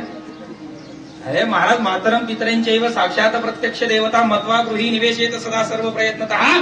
मनुस्मृतीतला महाराज सगळ्यात मोठा श्लोक या ठिकाणी मी तुमच्या समोर सांगितलाय. ते आई वडील साक्षात देव आहे दादा. तुम्हाला सुख हवंय ना महाराज, त्याच्याशिवाय तुम्हाला पर्याय नाही. पर्याय नाही. सासू सासऱ्याचं दर्शन घ्या. वाचता येत असेल तर सकाळी ज्ञानेश्वरी वाचा, आणि नसेल वाचता येत पण तुम्हाला सुखाची अपेक्षा आहे ना, त्या भगवंताच्या समोर बसा. फक्त 15 मिनिटं तुम्हाला उद्यापासून बसायचे. किती वेळ? 15 मिनिटं बसायचंय. मोजून घड्याळाच्या काट्या 1 मिनिटं जास्त येऊ नका. सकाळी उठल्यानंतर महाराज माळ सुद्धा हातात घ्यायची नाही. गळ्यात माळ नसेल तुमच्या नसू द्या. काही लोक म्हणतील महाराज आमच्या गळ्यात माळ नाही. नसू द्या माळ, माळीचा काय फरक पडत नाही. पण सकाळी त्या देवासमोर बसल्यानंतर डोळे झाका, त्या भगवंताचं स्वरूप डोळ्यासमोर आणा आणि फक्त 15 मिनिटं राम कृष्ण हरी, राम कृष्ण हरी, राम कृष्ण हरी, राम कृष्ण हरी हा मंत्र जपायचा. किती वेळ जपायचा? 15 मिनिटं. सगळेजणी जपणार का उद्यापासून? सगळेजणी? कोण कोण जपणार? आता हात वर करा बरं. बाकीच्या उपवास आहे का? मालच्या गाच्या सगळे निवडणार का? आता इथं एक मिनिट ऐक. सुखाची अपेक्षा नाही का तुम्हाला बाकीच्यांना? सुखाची म्हणजे मी आता एवढं सुखाचं साधन जीव तोडू सांगितलं, तुमच्या डोक्यात घुसणार का? सुख हवंय का नाही तुम्हाला? जन्माला आले तुम्ही, सुख हवंय की नाही तुम्हाला? लहानपणापासून तर फार मरणाच्या मारात त्या बाजेवरती जायपर्यंत प्रत्येक माणसाला सुखाची अपेक्षा. मग सुखाचं साधन सांगतोय मी तुम्हाला. सुख जर प्रत्येकाला पाहिजे ना, मग 15 मिनिटं तुम्हाला भगवंताचं नामस्मरण घ्यायला अडचण आहे का? नुसती सुखाची अपेक्षा आहे. दे रे हरिपांगावरी. देव का येडाबिड आहे? येडाबिड आहे नाही मला. इथं आम्ही व्यासपीठावर आलो एवढं सहजाशील नाही. 1 वर्ष झाला मला लोक मुका म्हणत होते. 1 वर्ष काय म्हणत होते? याला बोलता येत नाही. संगमनेरला खांजापूर नावाचं एक गाव आहे, संगमनेर तालुक्याच्या अलीकडे. तिथं अग्नेश्वर आश्रम आहे जंगलामध्ये. त्या ठिकाणी मी भगवद्गीतेचं त्या ठिकाणी अनुष्ठान केलं. 1000 पारायण करायची होती मला भगवद्गीतेचे. 500-600 पारायण झाल्यानंतर महाराजांच्या सांगण्यावरून मी बंद केले. नंतर मालिका वगैरे पाठ केली. पण माझी भगवद्गीता पाठ झाल्यानंतर 600 पारायण मी केले. पण ते पारायण माझे ज्यावेळेस चालू होते त्यावेळेस मी कुणाशीच बोलत नव्हतो. कंप्लीट 1 वर्ष लोक मला मुका समजत होते महाराज. तोंड असून वाचा असून बोलत नव्हतो. हे अनुष्ठान या ठिकाणी केलंय आणि त्याचा परिणाम मी इथं उभा आहे. सहजासहजी नाही. दे रे हरिपांगावरी. नाही अजिबात नाही. कुणालाच मिळणार नाही ते. आयत्या पिठावर रेगा ओढायची सवय आता सोडून द्या. महाराज, तुम्हाला जर सुखाची अपेक्षा आहे ना, नामस्मरण तुम्हालाच घ्यावं लागेल. आणि जर तुम्हाला नामस्मरण घेता येत नसेल तर सुखाची अपेक्षा सुद्धा करायची नाही. आणि देवाच्या नावानं बोंबलायचं पण नाही. देवा काय आम्ही तो वाईट केलं होतं, पाऊसच पडना. आता देव काय करेल महाराज? तुम्ही जर त्याला विसरलात, देव महाराज एकच गोष्ट आहे देवाची. देवाचा फटका जो आहे ना, त्याचा आवाजही येत नाही, वळ उठत नाही अंगावर, बरं का? देवाचा जो फटका आहे ना, त्याचा आवाजही येत नाही, चट असा आवाजही येत नाही आणि वळ सुद्धा उठत नाही. पण देवाचा फटका जाणवतो नक्की. जाणवलाय ना? नक्की जाणवलाय ना? प्रत्येकाला जाणवलाय. तुम्हाला काय, सगळ्या आम्हाला सुद्धा जाणवलाय. चालू वर्षी तर भरपूर ठिकाणी अनुभव घेतला. महाराज चालू वर्षी दुष्काळ आहे बरं का, जरा ऍडजस्ट करा. प्रत्येकाला जाणवलाय महाराज तो दुष्काळाचा फटका. प्रत्येकाला जाणवलाय. आणि म्हणून मला सांगायचे, अरे या सगळ्या गोष्टी भगवंताच्या स्वाधीन आहे महाराज. दैवे अतिवृष्टी का अनावृष्टी. नाथबाबांच्या भागवतात उभी आलेली. दैवे म्हटलंय तिथं. दैवे अतिवृष्टी का अनावृष्टी. राजकीय लुटीला झाला कष्टी. आगीने पोळता नावरे संकटी. आधी दैविक बोलीला तो ताप. आधिदैविक जे दुःख आहे त्याचं वर्णन करत असताना निळोबरायांनी सांगितलं, महाराज आधिदैविक ताप कशाला म्हणतात? देवादिकांपासून येणारं जे दुःख आहे. मग ते दुःख कोणतं? दैवे अतिवृष्टी का अनावृष्टी. आता काही राज्यात इतका पाऊस झालाय की घराची घरं वाहून गेली. अतिवृष्टी कशामुळे? दैवे. दुसरं तिसरं उत्तरच नाही. अनावृष्टी अजिबात पाऊस नाही. उदाहरणार्थ महाराष्ट्र ना आपणच. कशामुळे? दैवे. दुसरं काहीच उत्तर नाही. आणि म्हणून जर तुम्हाला वाटत असेल ना, पाऊस पडला पाहिजे, आपली जी भूमी आहे ती सुजलाम सुफलाम झाली पाहिजे आणि भूमी सुजलाम सुफलाम झाल्यानंतर आपल्याला सुख प्राप्त होईल, त्या सुखासाठी तुम्हाला काय करावं लागेल? त्या भगवंताचं नामस्मरण घ्यावं लागेल. दुसरं काहीच करून तुम्हाला भगवंताची प्राप्ती होणार नाही, सुखही मिळणार नाही आणि कांद्याचे 2-5 लाख रुपये सुद्धा होणार नाही. विठ्ठल. आणि हे भगवंताचं नामस्मरण घ्यायचं तुम्ही आम्ही विसरलेलो आहोत महाराज. तुम्ही आम्ही महाराज. आणि मग भगवंत महाराज त्यावेळेस अवतार घेत असतो ज्यावेळेस लोक धर्म विसरतात. बरोबर आहे. यदा यदा ही धर्मस्य ग्लानिर्भवती भारत अभ्युत्थानम अधर्मस्य तदात्मानं सृजाम्यहम्. बरोबर आहे की नाही? भगवंताला अवतार घेण्याचं कारण आहे धर्मावरती हानी येते. मग कोणत्या धर्मावरती? हे बाकीचे धर्म सोडा हो, बाकीच्या धर्माचा विषय सोडून द्या. पण महत्वाचा जो परमधर्म या ठिकाणी शास्त्रानं सांगितलाय ना दादा, म्हणजे त्या भगवंताचं नामस्मरण घ्यायचेच आपण विसरलो आहोत. आणि मग एकदा महाराज नामस्मरण घेता घेता आपण त्या भगवंताचा विसर पाडतो. विसर पडला रे पडला की ही सृष्टी लयाला जात असते. आणि मग सृष्टी लयाला गेली रे गेली महाराज. पुन्हा महाराज त्या ठिकाणी धर्माचं रक्षण करण्यासाठी भगवंत अवतार कार्य करत असतो. आणि तेच भगवंताचं अवतार कार्य म्हणजे आजची हनुमंतरायाचा जन्मोत्सव आहे. आलं का लक्षात महाराज? भगवंत कशासाठी या मृत्यूलोकात येतो? धर्मावर हानी झाल्यानंतर पुन्हा धर्माला उत्थापित करण्यासाठी धर्म तुम्ही आम्ही पुन्हा जोपासावा, धर्माचं तुम्ही आम्ही रक्षण करावं, म्हणूनच महाराज या ठिकाणी भगवंत स्वतः येतात किंवा संत येतात आणि तुम्हाला मला उपदेश करतात. जगाच्या कल्याणात संतांच्या विभूती देह कष्ट. वास्तविक पाहिलं संत आणि देव यांच्यात भेद नाही, यांचा अभेद शास्त्रानं सांगितलाय. देवते संत, देवते संत. निमित्त त्या प्रतिमा संत आपल्याला दिसत असतील, ती प्रतिमा आहे, ती निमित्त मात्र आहे. निमित्ताचा धनी केला असे प्राणी, हे डोक्यात असू द्यायचं. संत आणि देव वेगळे नाहीत. मग देव अवतार कार्य करतो फक्त धर्माचं रक्षण होण्यासाठी, आणि त्याचंच वर्णन मला तर वाटतं अभंगाच्या आजच्या शेवटच्या चरणात तुकोबरायांनी केलेलं आहे. आहे तुका म्हणे धर्म संस्थापन,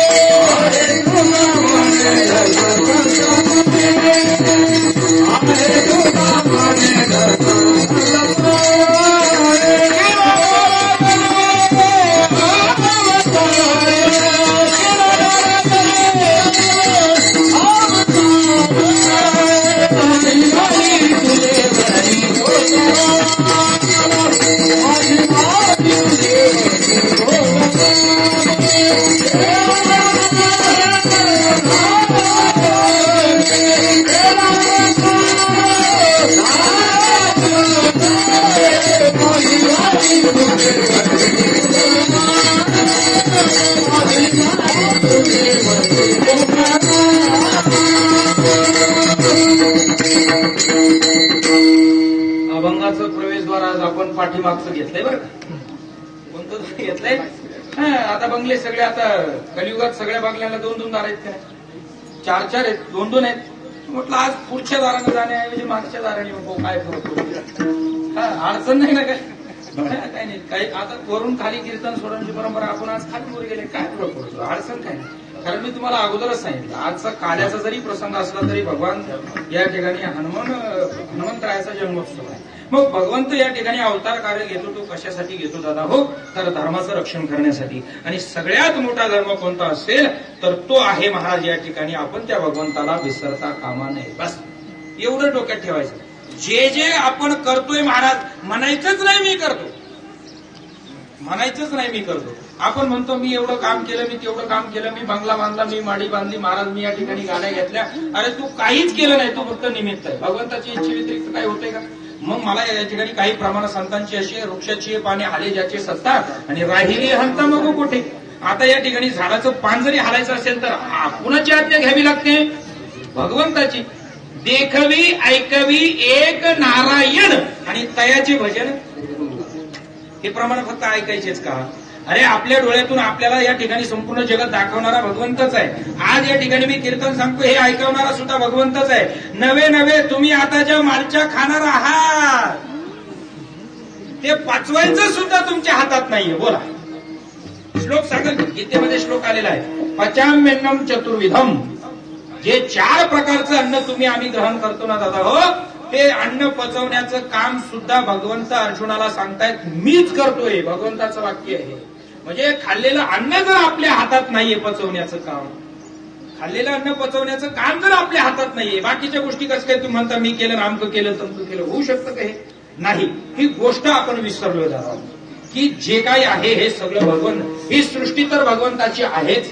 चालवणारा भगवंत आहे, खाऊ घालणारा भगवंत आहे, ऐकवणारा भगवंत आहे, पचवणारा भगवंत आहे. आणि महाराज या ठिकाणी एकदा जीवन जगायचं संपलं रे संपलं की मारणारा सुद्धा कोण आहे?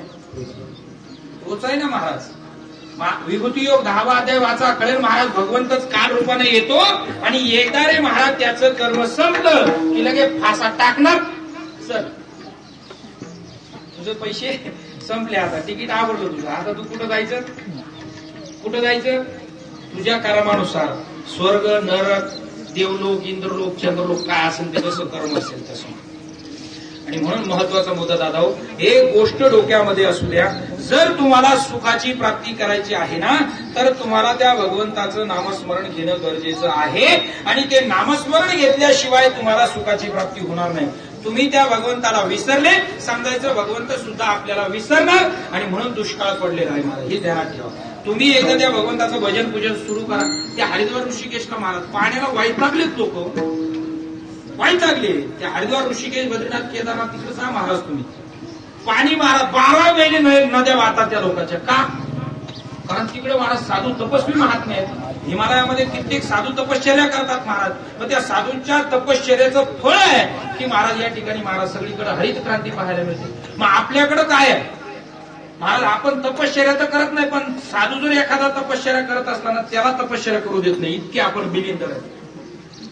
आपला समाज जो आहे ना महाराज इतका बिलिंदर आहे. एखादा चांगल्या मार्गाने चालला ना त्याला देखवत नाही, अजिबात नाही. आपल्या ती टंगडे ओढायची सवय आहे. त्याच्यामुळे महाराज एखादा गावातलाच असू द्या महाराज, एखादा तरुण मुलगा जर समजा आता आला, चांगला काहीतरी शिक्षण घेऊन आला आणि वर जर चालला ना महाराज, जे करणारच नाही. सगळ्यात जास्त कोणाला देखवत नाही माहिती का? भावकीला. अजिबात नाही महाराज. हे भावकी नावाचे जे काही आहेत ना प्राणी महाराज, हे इतके विचित्र आहे की त्यांच्या इतकं विचित्र दुसरं कोणीच नाही, कोणीच नाही, कोणीच नाही, कोणीच नाही.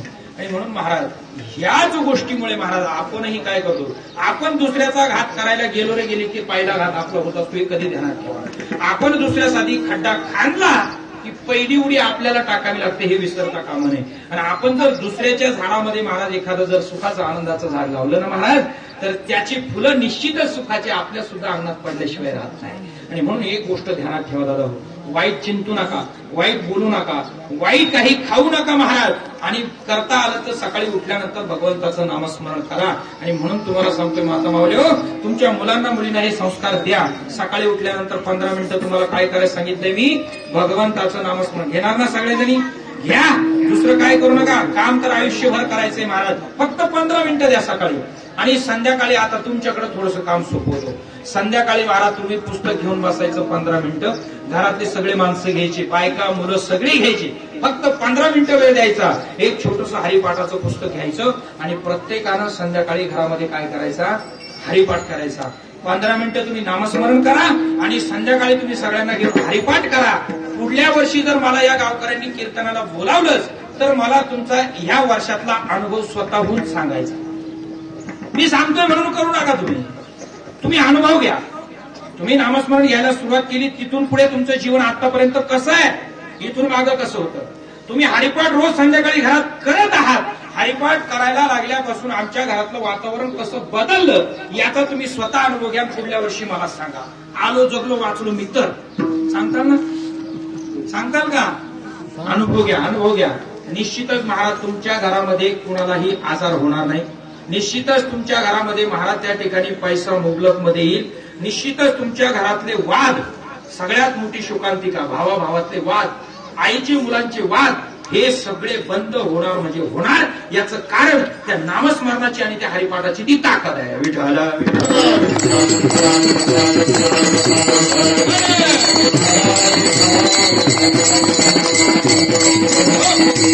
महाराज हे प्रत्येक गावगाव हे जे हनुमान जन्मोत्सव, रामनवमी जन्मोत्सव हे जे उत्सव साजरे केला जातात ना, हे अवचित्य साधून या गोष्टी तुम्ही आम्ही शिकलो पाहिजे.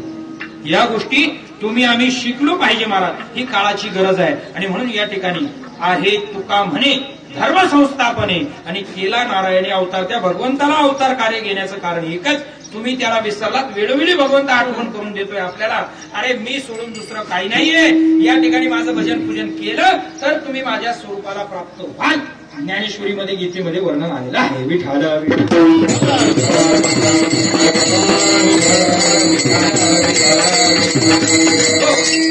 असो. आता बोलता बोलता वेळही बरीच पुढे गेली. आणि आता थोडंसं चरित्र सांगितलंच पाहिजे. आता अभंग तर तोच आहे जसे चरित्र, पण आता शेवटच्या चरणावरती मला आवर्जून बोलावं असं वाटलं आणि म्हणून मी बोललो. असो. तर संप्रदायाच्या नियमाप्रमाणे महाराज या ठिकाणी भगवान श्रीकृष्णाचं चरित्र काल्याच्या कीर्तनामध्ये सांगण्याची परंपरा आहे. आणि म्हणून आता या ठिकाणी आपल्याला त्या भगवान श्रीकृष्णाचं, गोपालकृष्णाचं छोटंसं चरित्र अभंगाच्या पहिल्या चरणावर येण्यासाठी पाहायचं आहे. एकदा प्रेमानं सर्वांनी टाळी वाजवून भजन करायचंय. विठोबा हे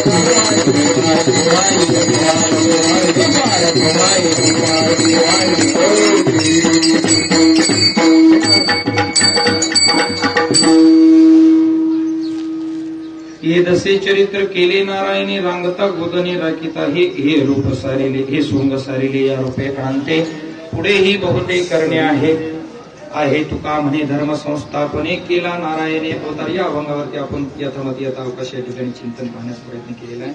अजून सुद्धा या अभंगाच्या पहिल्याच चरणावरती आपल्याला भगवान श्री गोपाल कृष्णाचं चरित्र पाहायचं आहे. आता काल्याच्या कीर्तनामध्ये चरित्र सांगितल्याशिवाय महाराज काल्याच्या कीर्तनाची सांगता होत नाही आणि म्हणून मग चरित्र सांगायचं ते कुठलं सांगायचं तर महाराज त्याच्यासाठी सुद्धा संप्रदायाचे काही नियम आहेत. ते मग महाराज त्या ठिकाणी द्वारकेतलं चरित्र सांगायचं नाही, मथुरेतलं चरित्र सांगायचं नाही, चरित्र सांगायचं ते कुठलं गोकुळाचं चरित्र ते उच्चारावे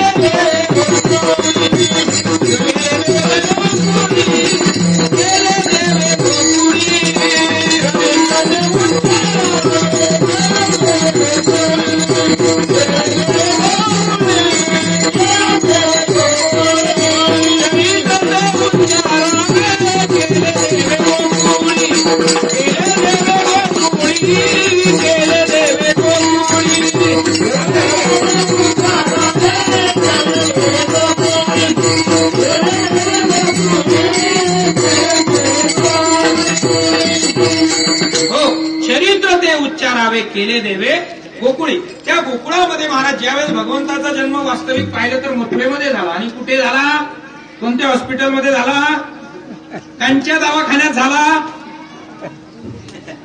नाही, हॉस्पिटल नाही, दवाखाना नाही महाराज.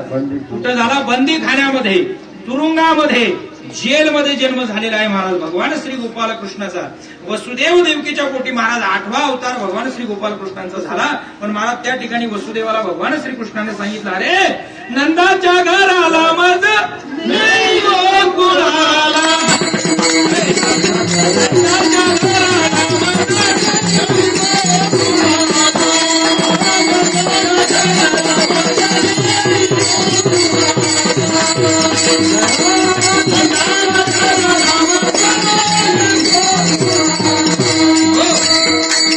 भगवंतांनी सांगितलं वसुदेवाला नंदाच्या घराला मज नेई गोकुळाला. अरे मला इथं मथुरेमध्ये ठेवू नको, हा काऊन जो आहे माझा मामा, हा मामा माझा पक्का कोण आहे, वैरी आहे, शत्रू आहे, दुष्ट आहे. हा जसा माझ्या आतापर्यंत 6 भाव मारलेत ना तसं हा आता मला सुद्धा मारायला घाबरणार नाही. 7वी आधी माया होती बरं का. 8वा अवतार जरी भगवंत असला तरी 6च मारलेले. आणि का मारले याचा इतिहास मला वाटतं मी जन्माच्या वेळेस सांगत असतो महाराज. आणि म्हणून त्या ठिकाणी जसे माझे 6 भाव मारले तसं मला मारेल वसुदेवा. या ठिकाणी तुम्ही मला गोकुळात नेऊन ठेवा. अरे मग गोकुळात न्यायचं कसं न्यायचं, माझ्या पायामध्ये या ठिकाणी बेड्या आहेत. वसुदेवनी सांगितलं देवकी मग बोलायला, आमच्या पायामध्ये बेड्या आहेत, या ठिकाणी प्रत्येक दारावरती द्वारपाळ उभे आहेत, कसं जायचंय, काळजी करू नका आई, बाबा मी त्याची व्यवस्था केली, मी भक्कम आहे ना, मी आहे ना सृष्टीचा करता धरता, मला काय करायचं ते म्हणसी असे रक्षपाळ ते म्या मोहिले सकळ. त्या रक्षपाळांना मी काय करतो, मायेनं महाराज मोहित करतो. तुम्ही मला पाठीत घ्यायचं आणि इथून कुठं न्यायचं, गोकुळामध्ये न्यायचं. वसुदेवानं महाराज चोपली आणली, त्यामध्ये पाला पाचोळा टाकला, कारण मग त्यावेळेस गाद्या होत्या. आता नाही सोहळे झालेत महाराज त्या लहान मुलांचे, पाळणा, गाद्या, डोक्याला उशान. आपले म्हातारी महाराज असा हात घालून एकदा उचलला तर कुणीकडे फेकायचे आपल्याला, बरोबर. आता भरपूर महाराज ते एवढी सोय असून सुद्धा महाराज ते नीट जन्माला येणार. ते लगेच महाराज रडायला लागले की लगेच त्यांच्या हातात मोबाईल. आता मोबाईल हातात गेल्यानंतर महाराज का ते काय सुसंस्कृत होणार. सगळी पिढी महाराज बिघडली. जाऊ द्या, परत आल्यानंतर सांगणार मला चरित्र सांगलं. हे असंच होते. विषय निघाला नावानंतर घुसलो का एक 5-15 मिनिटं कधी निघून जातात कळतच नाही. आणि मग पाहिजे ती म्हणा, पण आता जास्तही नकोय. आणि मग महाराज त्या ठिकाणी भगवंताला त्या ठिकाणी पाठीमध्ये टाकलं, खाली पाला पाचोळा टाकला, काड्या टाकल्या महाराज अक्षरशः. कारण तुरुंगात कसलं आलं काय का आपलं वस्तू नाही. भगवंताला घेतलं, डोक्यावरती घेतल्याबरोबर पायाचे महाराज साखळदंड तुटले. वसुदेवानं महाराज त्या ठिकाणी द्वारावरती आल्यानंतर महाराज द्वारपाळ मोहित व्हायचे, दरवाजा आपोआप उघडला जायचा. असं करत करत सगळे द्वार महाराज त्या ठिकाणी पार केले वसुदेवानं. बाहेर निघाल्यानंतर महाराज तो श्रावण महिना होता, अष्टमी तिथी होती महाराज. कृष्णाष्टमीला महाराज भगवंताचा जन्म रात्रीच्या 12 वाजता झालेला आहे. रात्रीची वेळ होती. यमुना माई महाराज त्या ठिकाणी दुथडा व्हायला लागली. मेघांनी सुद्धा महाराज त्या ठिकाणी लगेच पाणी पाडायला सुरुवात केली. मेघा वर्षा करू लागल्या. का? अरे माझा भगवंत या ठिकाणी अवतीर्ण झालाय, माझ्या भगवंताचा जन्म झालाय. त्याच्या स्वागतासाठी महाराज या सगळ्या गोष्टी त्या ठिकाणी घडत होत्या. झाडं जे आहेत महाराज ते बहरले गेले. तात्काळ महाराज, तात्काळ म्हटले भागवतामध्ये बरं का. तात्काळ शब्द फार महत्वाचा आहे. जे फुलं महाराज रात्री कधी उमलत नाही ते फुलं रात्री उमलले गेले. जे फळ महाराज कधी झाडाला रात्री लागलं जात नाही, पिकत नाही, ती फळं लागली गेली महाराज. वेली जे आहेत महाराज त्या ठिकाणी आनंदानं महाराज डोलू लागल्या, झाडं डोलू लागले. वर्षा ऋतू त्या ठिकाणी मोर रात्रीचे गायन करू लागले. काय वैशिष्ट्य असेल महाराज हे भगवंताच्या जन्माची ही सगळी काय आहे, ही उठाठेव आहे महाराज. हे स्वागत आहे भगवंताच्या जन्माचं. आणि मग मोर गायन करायला लागले. मग महाराज त्या ठिकाणी वसुदेव यमुना मातेपर्यंत घेऊन आले. आणि यमुना मातेपर्यंत आल्यानंतर महाराज न भूतो न भविष्यती घडणारी गोष्ट महाराज त्या ठिकाणी वसुदेवाच्या समोर दृष्टीला आली, नवे नवे घडली. तुम्ही आम्ही भागवतामध्ये आज वाचतोय. ते यमुनेचं जे पाणी आहे ना महाराज, यमुनेचं पाणी, त्या यमुनेच्या पाण्यामध्ये वसुदेवानं भगवंताला घेऊन ज्यावेळेस प्रवेश केल्यानंतर वसुदेव जसा जसा आत जात होता त्या नदीमध्ये, तसं तसं त्या नदीचं पाणी वाढत वाढत वाढत वरती आलं, नाकापर्यंत आलं महाराज. डोळे फक्त उघडे राहिले, नाक असं वरती करून वसुदेव श्वास घेत होते. भगवंताच्या लक्षात आलं या यमुना माईला काय करायचंय, आपलं दर्शन घ्यायचंय. आणि मग भगवंताला आपल्या पितेची दया आली. भगवंतानं पाठीतून एक पाय बाहेर काढला, स्पर्श यमुना मातेला झाला, दर्शन झालं यमुना मातेचं. आणि मग महाराज त्यावेळेस जो चमत्कार घडला तो न भूतो न भविष्यती कधीही घडणार नाही महाराज. वास्तविक महाराज तुम्ही वाहत्या पाण्यामध्ये कितीही जोरात काठी मारा, पाणी दुभंगलं जातं का? नाही. आणि ते कशाने मंत्रानं तंत्रानं दुभंगलं जात नाही, जाऊ शकणार सुद्धा नाही. पण त्यावेळेला महाराज काय त्या भगवंताची लीला असेल, त्या यमुना माईनं भगवंताला जाण्यासाठी, वसुदेवाला जाण्यासाठी वाट करून दिली. आणि अक्षरशः ते पाणी असं दुभंगलं गेलं. हे भगवंताची लीला आहे महाराज. देवाची करणी नारळात पाणी जसं आपण म्हणतो ना, मग या गोष्टीवरून आपण ध्यानात घेतलं पाहिजे. करशील तरी नोहे काही, राईचा डोंगर पर्वत राई, आपले करुणेची साई करी वाई बसली. अरे भगवंता, तुझ्या जर ध्यानात आलं तर तू आम्हाला सुखीही करू शकतो, तुझ्या जर ध्यानात आलं तर तू आम्हाला दुःखीही करू शकतो. पण मग आम्हाला सुखी करण्याचं साधन संतांनी सांगितलंय ना, मग ते नामस्मरण घेऊन आम्ही काय सुख प्राप्त करून घेऊ नये. कारण महाराज मी अगोदरच सांगितलं, करता करविता तो आहे. त्याच्या मनात आलं तो काहीही करू शकतो. उन्हाळ्यात पाऊस पडू शकतो की नाही? पडलाच. मग मी विनोदानं सांगत असतो, आता सध्या ऋतूच्या जागेवर राहिलेच नाही. वास्तविक उन्हाळा, पावसाळा आणि हिवाळा असे 3 ऋतू आहेत. पण सध्याच्या काळामध्ये महाराज लोकांचं वागणं बदलल्यामुळे आता 5 ऋतू झाले. कोणते 2 ऋतू नवीन वाढले मी सांगतो, ऐका बार काही नाही. एक वाढला उन्हाळा. उन्हाळा म्हणजे उन्हाळ्यात सुद्धा पाऊस झालाय की नाही. एक उन्हाळा वाढला. आणि हिवाळ्यात सुद्धा चालू वर्षी पाऊस झाला. दुसरा वाढला हिवसाळा. हे शब्द तुम्हाला ऐकायला भेटणार नाही. हे फक्त हे आपल्या डिक्शनरीतला माझ्या ही डिक्शनरी दुसरी, हे फक्त आपल्या डिक्शनरीतलं. प्रमुख ऋतू कोणते? उन्हाळा, पावसाळा, हिवाळा. सध्याच्या काळात महाराज भगवंतांनी सगळं अस्तव्यस्त करून टाकलंय. उन्हाळा हे झालाय आणि हिवसाळा सुद्धा झालाय.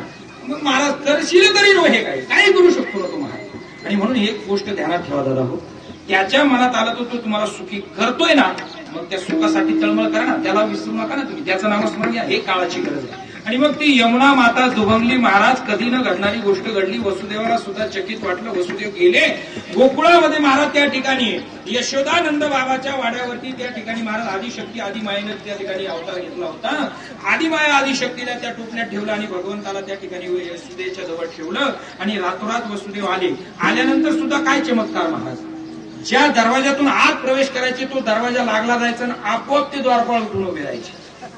चमत्कार आहे महाराज. हे फक्त भागवतात हे फक्त या वारकरी संप्रदायातच घडू शकतं. दुसरीकडे नाहीये चमत्कार. हे फक्त संप्रदायामध्ये दरवाजे लागले जायचे. आत आले. आत आल्यानंतर जेव्हा त्या ठिकाणी त्या जिथं जी काही त्यांचं आसन होतं त्या आसनावर बसले आपोआप वेड्या सुद्धा लागले गेल्या महाराज. काय लीला असेल महाराज भगवंताची. आणि मग महाराज भगवंत त्या ठिकाणी त्या गोकुळामध्ये सकाळी महाराज उठल्यानंतर भगवंताला रडायला सुरुवात केली. टेह्या आवाज आल्यानंतर महाराज नंदबाबाची जी बहीण आहे महाराज नंदा सुनंदा अशा दोन बहिणी होत्या. नंदा ती पळत आली. लाला भयो लाला भयो लाला भयो महाराज आरडून सुटली. वसुदेवाला नंदबाबाला वाटलं नेमकं झालंय काय. आता वसुदेव देवकी बाजूला ठेवावं लागला. आता नंदबाबा यशोदा.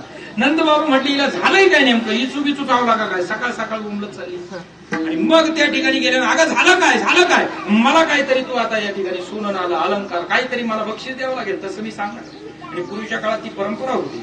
मुलगा झाला मुलगी झाली जो निरोप आणणार आहे त्याला महाराज त्या ठिकाणी काहीतरी दान दिलं जायचं. मग गळ्यात मोत्याचा सोन्याचा हार जरी असला तरी सुद्धा तो दान दिला जायचा. आता मोती सोनं पाहायला मिळणार. त्यांच्याकडे तेवढं 4-2 तोळे. आपल्याकडं ग्रॅमभर नाही. आपल्याकडे काय दान देणार आहेत आपण. ग्रॅमभर सुद्धा नाही. ही परिस्थिती आता पूर्वीच्या काळात होतं. मग नंदा पळत आली. मला काहीतरी बक्षीस द्यावं लागेल. मग नंदबाबानं महाराज गळ्यातला मोत्याचा हार काढला तिच्या हातावर टेकवला आणि तेवढ्यात तिनं सांगितलं लाला भयो तुम्हाला मुलगा झाला. नंदबाबाला सुद्धा आनंद झाला. नंदबाबानं महाराज संपूर्ण गावामध्ये त्या ठिकाणी त्या भगवंताच्या जन्माचं स्वागत केलं. आनंदोत्सव साजरा केला. सगळ्या गावामध्ये गोकुळामध्ये पाहता बातमी पोहोचली. महाराज सगळ्यांनी महाराज गुडिया तोरणे करती कथा गाती गाणे गोकुळीच्या सुखा म्हणायला आपल्या वेळेवर गोकुळीच्या सुखा अंत पार नाही लेखा. मग मला सांगा आता परत सुखाचाच विषय आला. गोकुळाचे सुख आलं कशामुळे. पटकन देवाला म्हणून नारायण आला. देव आला घरात. त्यांच्या बरेच प्रमाण आहे महाराज. बरेच प्रमाण आहे बरोबर. घरोघरी झाला लक्ष्मीचा वास. बस हे महत्वाचे प्रमाण आहे. त्या प्रत्येक गोकुळवासियाच्या घरामध्ये लक्ष्मी म्हणजे काय संपत्ती आपोआप आली महाराज. पण कधी अगोदर देवा. मग ही गोष्ट तुम्ही ध्यानात ठेवा. तुम्हाला संपत्तीची अपेक्षा आहे ना. तुम्हाला वाटतं ना आपण धनवान व्हावं. मग अगोदर तुम्हाला इथं देवाला आणावं लागेल. इथं कुणाला आणावं लागेल अगोदर. ज्या वेळेस तुमच्या या शरीररूपी घरामध्ये महाराज भगवंत येऊन बसेल या शरीरावर महाराज सोनं ना.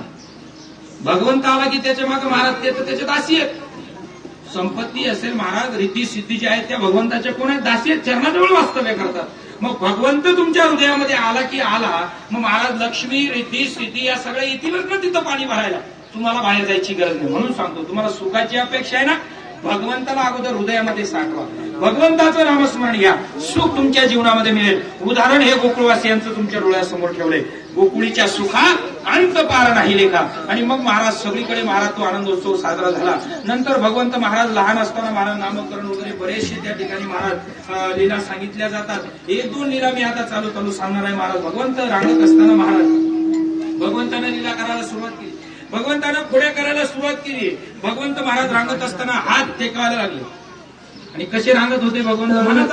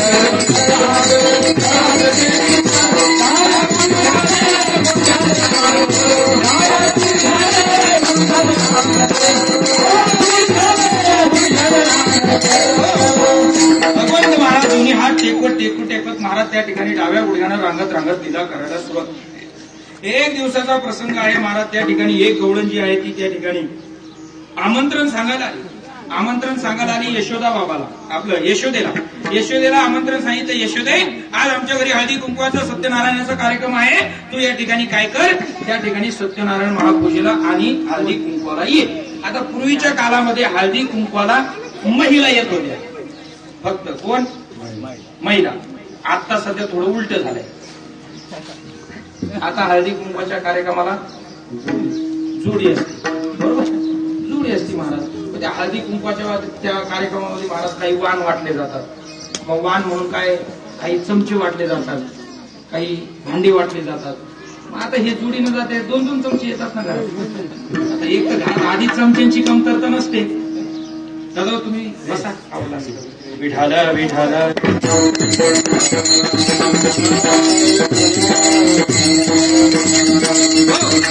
अगोदरच घरात चमच्यांची कमतरता नसते. आता हे जोडीने गेले म्हणजे 2-2, 4-4 चमचे येतात, वाण वाढला जातो घरातला, बरोबर. परत आल्यानंतर वाटायला मग यशोदा मातेला महाराज त्या ठिकाणी हळदी कुंकवासाठी सत्यनारायण महापूजेसाठी बोलवलं. आता भगवंत महाराज त्या ठिकाणी रांगत होते, स्तोत्र बोलत बोलत भगवंत माते, काय गोपे, मी येऊ का प्रसाद खायला. लहान माणूस लिलाच करायची भगवंताला. त्या ठिकाणी ती गोपी म्हणली, तू कशाला येतो रे, बाई माणसाचा कार्यक्रम असतो, हळदी कुंकवाचा कार्यक्रम, तुम्हाला प्रसाद खाली येऊ दे ना. नाही अजिबात जमणार नाही, आमचा कार्यक्रम आवडल्यावर तू येईल. आता भगवंताला राग आला त्याचा. भगवंत म्हटला, इथं आता प्रसाद सत्यनारायणाचा, नारायण इथं उपशीन, सत्यनारायणाला प्रसाद देऊन काय उपयोग आहे. अजिबात मी प्रसाद खायला जाणार म्हणजे जाणार. भगवंत महाराज असे रांगत गेले, शेणात भरले अगोदर चिखलात. परत महाराज शेणात भरले, चिखलात भरले, तशीच त्या गोपीच्या दारावरती गेले. त्या गोपीला पाहिजे, अरे भगवंता एवढा कन्हैया आला, अरे तू एवढा भरलास कशाला आला. नाही मला प्रसाद खायचा, तू थांब, तुला प्रसाद देते म्हणे. आता तुझी ही अवस्था पाहिल्यानंतर आता तिला वाटलं, हे जर याचं शेणानं भरलेलं आतमध्ये आलं, सत्यनारायण महापूजेचं ब्राह्मण घालून पळायला बसले. तर त्याच्यापेक्षा म्हणजे थांब, मी तुला प्रसाद आणते. आणि त्या गोपीनं भगवंताला ओट्यावर बसवलं आणि भगवंत ती गोपी जी आहे आतमध्ये गेली महाराज. कशासाठी, भगवंताला प्रसाद आणण्यासाठी. पण तितक्या कालावधीमध्ये महाराज त्या गोपीला भगवंत कन्हैया दारात येऊन बसलेला आहे, प्रसादासाठी आलाय हे विसर पडला त्या गोपीला. ती दुसऱ्याच काहीतरी दूध उतू गेलं तिकडे पळाली, का मांजर दूध पित होती तिकडे पळाली महाराज. मग महाराज ती भगवंताला विसरली. भगवंत 5 मिनिटं झाले, 10 मिनिटं झाली, 11:15 झाली, 11:30 झाली. मग भगवंत म्हटले, अरे मला विसरली, मला प्रसाद द्यायचं विसरले. हा म्हणे बघतोच म्हणे आता तुझ्याकडे. भगवंतांनी पाहिलं महाराज खेळता 2-4 कुत्र्याची पिलं जवळच बसलेली होती. ती 2-3 कुत्र्याची पिलं दोन्ही बागल्यात घेतले. भगवंत महाराज गेले आतमध्ये खोलीमध्ये आणि जिथं नेमकं सत्यनारायणाची महापूजा मांडलेली होती ना, उजव्या कोपऱ्यात एक बसवलं, दुसऱ्या कोपऱ्यात एक बसवलं. आणि त्या लहान मुलांचं त्या कुत्र्याच्या पिलाचं काय प्रेम असतं महाराज, ते फक्त त्यांनाच माहिती आहे.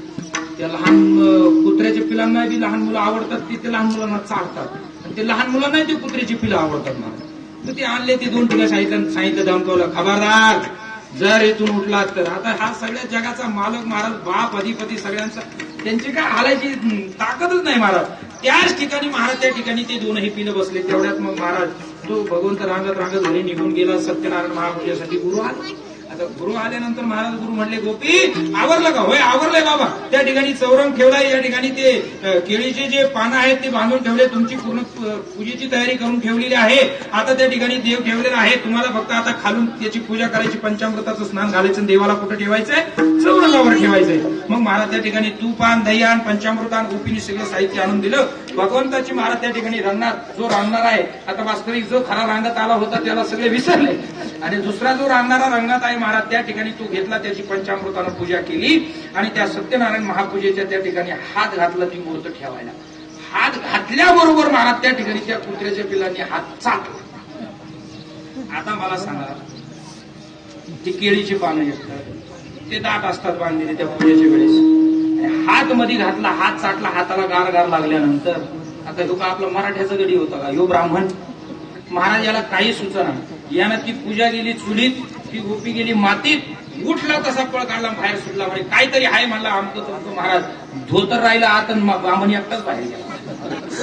तर त्या ठिकाणी मग गोपी आली, महाराज काय झालं, काहीतरी आहे म्हणे तिथं, ते काहीतरी माझ्या हाताला गार लागलं आमचं. मग महाराज त्या गोपीनं अशी पानं वगैरे पाहिली, 2 कुत्र्याची पिलं. काय झालं, हे नेमकं कुठून आले काय नाही. हा बरोबर, ही त्या कन्हैयाची, त्या कृष्णाचीच करणी असणार आहे म्हणे. बाई मला त्याचा कसा विसर पडला, त्याला अगोदर प्रसाद द्यायला पाहिजे होता, पण तो विसरले मी. आणि या कामात आणि 100% ही करणी कुणाची आहे, त्या कन्हैयाची. अशा एक नाही, नाना प्रकारच्या भरपूर घोड्या भगवंतानं केल्या महाराज. मग कुणाच्या गायीचे वासरं सोडायचे महाराज, वासरं म्हशीला पाजायचे, म्हशीचे पारड जे आहेत ते गायांना पाजायचे. अशी भरपूर लीला त्या ठिकाणी भगवंतानं केल्या. आणि मग अशा भरपूर घोड्या झाल्यानंतर महाराज त्या ठिकाणी सगळे लोक जे आहेत, गावातले गोकुळवासी जे आहेत, ते त्या ठिकाणी यशोदा मातेला सांगू लागले, यशोदा आता तुझा कन्हैया फार त्रास देतोय, फार खोड्या करतोय. आता यशोदा माता सुद्धा वैतागली महाराज. वैतागल्यानंतर महाराज त्या ठिकाणी ती यशोदा माता गयावया करवली. कन्हैया, अरे हे गावातले लोक सगळे मला नाव ठेवतात, तुझ्या मुलाला संस्कार नाही असं बोलतात, तू का खोड्या करतो? खोड्या सोडणार आहे तू, खोड्या सोडणार. पण नाही महाराज, भगवंताला त्या लीला करायच्या होत्या, भगवंताला काही खोड्या सोडल्या नाही. आणि मग शेवटी आता यशोदा माता वैतागली आणि म्हणे आता एक काम करावं लागेल म्हणे. आता कन्हैया, तू आता थोडा हळूहळू लहानाचा मोठा झालाय ना, तुला चालता यायला लागले ना, आता तुला एक काम करायचं म्हणे. आता तू उद्यापासून शाळेत जायचं. मग आता शाळेत कोणत्या, त्यावेळेस का शाळा होत्या का? नाही महाराज, शाळा म्हणजे कोणत्या? गुरु राखायला जायचं, गाई राखायला जायचं. आता नंदबाबा म्हणजे मला सगळ्यात जास्त गाई त्यावेळेस नंदबाबाच्याच वाड्यावर होत्या. आणि मग गाई राखायला जायचं. आई, मी एकटा गाई राखायला जाणार नाही. मग त्या ठिकाणी सांगितलं, अरे तू एकटा कशाला जातो, तुझे जेवढे गोपाळ आहेत, सवंगडी आहेत ना, तुम्ही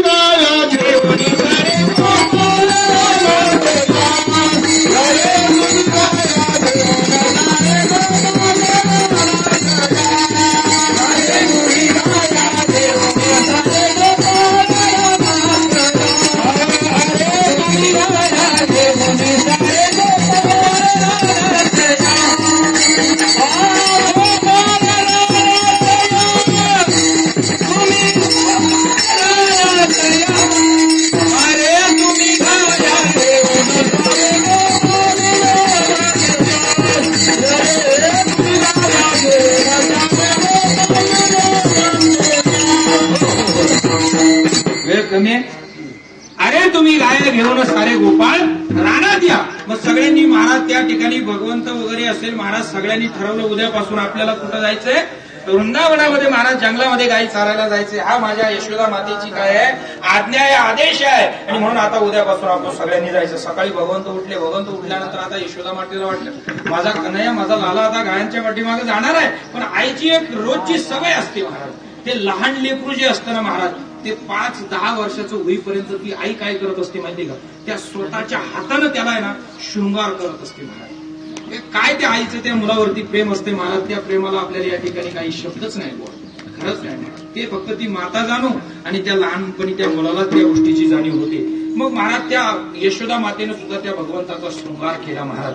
त्या ठिकाणी एक छोटासा पक्ष्यांच्या पिसाऱ्याचा मुकुट तयार केला, मोराचा मोठा पंख त्या मुकुटावरती लावला, गळ्यामध्ये वैजयंती माळा घातल्या, गळ्यामध्ये महाराज त्या ठिकाणी कौस्तुभ मणी त्या ठिकाणी भगवंताच्या गळ्यामध्ये टाकला, दोन्ही बाजूला बाजूबंद, हातामध्ये मनगट्या, कमराला महाराज कंबरपट्टा, कमराला पितांबर धारण केले, एका हातामध्ये कांबळी, एका हातामध्ये काठी, दुसऱ्या हातामध्ये बाश्री, त्याचप्रमाणे ज्या हातात काठी त्या काठीला इथं लटकलेली महाराज शिदोरी, हे सगळं महाराज त्या ठिकाणी कन्हैया जवळ दिलं. आणि कन्हैया महाराज ज्या वेळेस त्या गाया पुढे निघाल्या आणि भगवंत ज्यावेळेस काठी टेकवत टेकवत महाराज त्या ठिकाणी त्या गायांच्या पाठीमागे निघाले ना महाराज, छान असं वर्णन महाराज त्या ठिकाणी गोपींनी केलेलं आहे.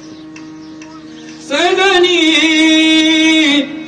आजी देखो नंदजी कोलार, सजनी आजी देखो नंदजी कोलार, गोपाल गोपाल आजी देखो नंदजी कोलार. त्या गवळणीमध्ये महाराज भगवंताचं वर्णन केलं. मृदू मुस्कान मन मेरू मोहे, त्या भगवंताची जी मुस्कान आहे, हसू आहे ना, ते प्रत्येकाचं मन वेधून घेत होतं महाराज. भगवंत ज्यावेळेस चालले ना, प्रत्येक गोपी गोपाळ असतील ना, त्या भगवंताला पाहण्यासाठी दरवाज्यात आले महाराज.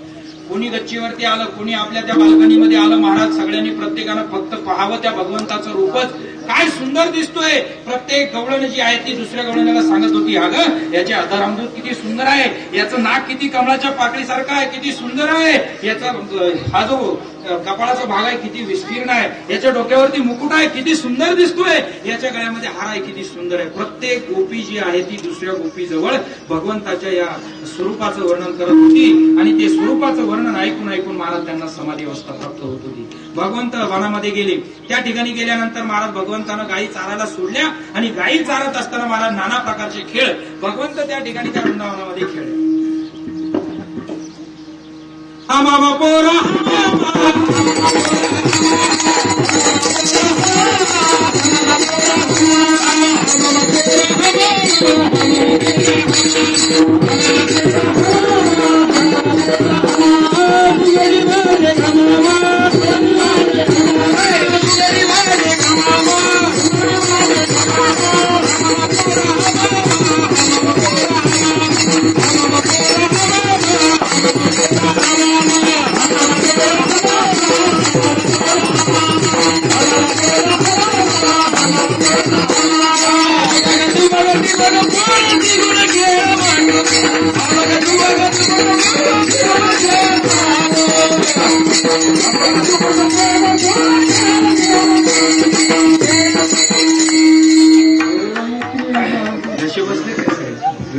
असू दे, आपल्याला वेळ झालाय भरपूर, आता 11:30च्या पुढे काटा गेला.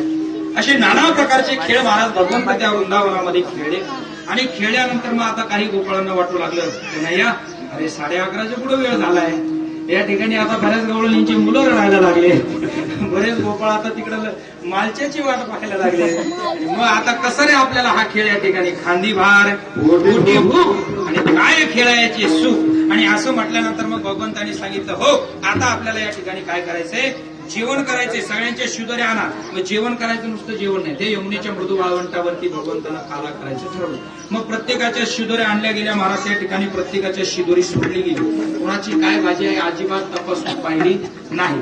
आणला की जेव्हा त्या ठिकाणी ओतायचं, ओतल्यानंतर महाराज भगवंतानं स्वतः महाराज त्या ठिकाणी तो संपूर्ण काला कालवल्यानंतर महाराज ते गोपाळ जे आहेत तसे कमळाकार संपूर्ण गोल बसवल्यानंतर त्या ठिकाणी भगवंतानं स्वतः आपल्या हाताने प्रत्येक गोपाळांना घास भरवला.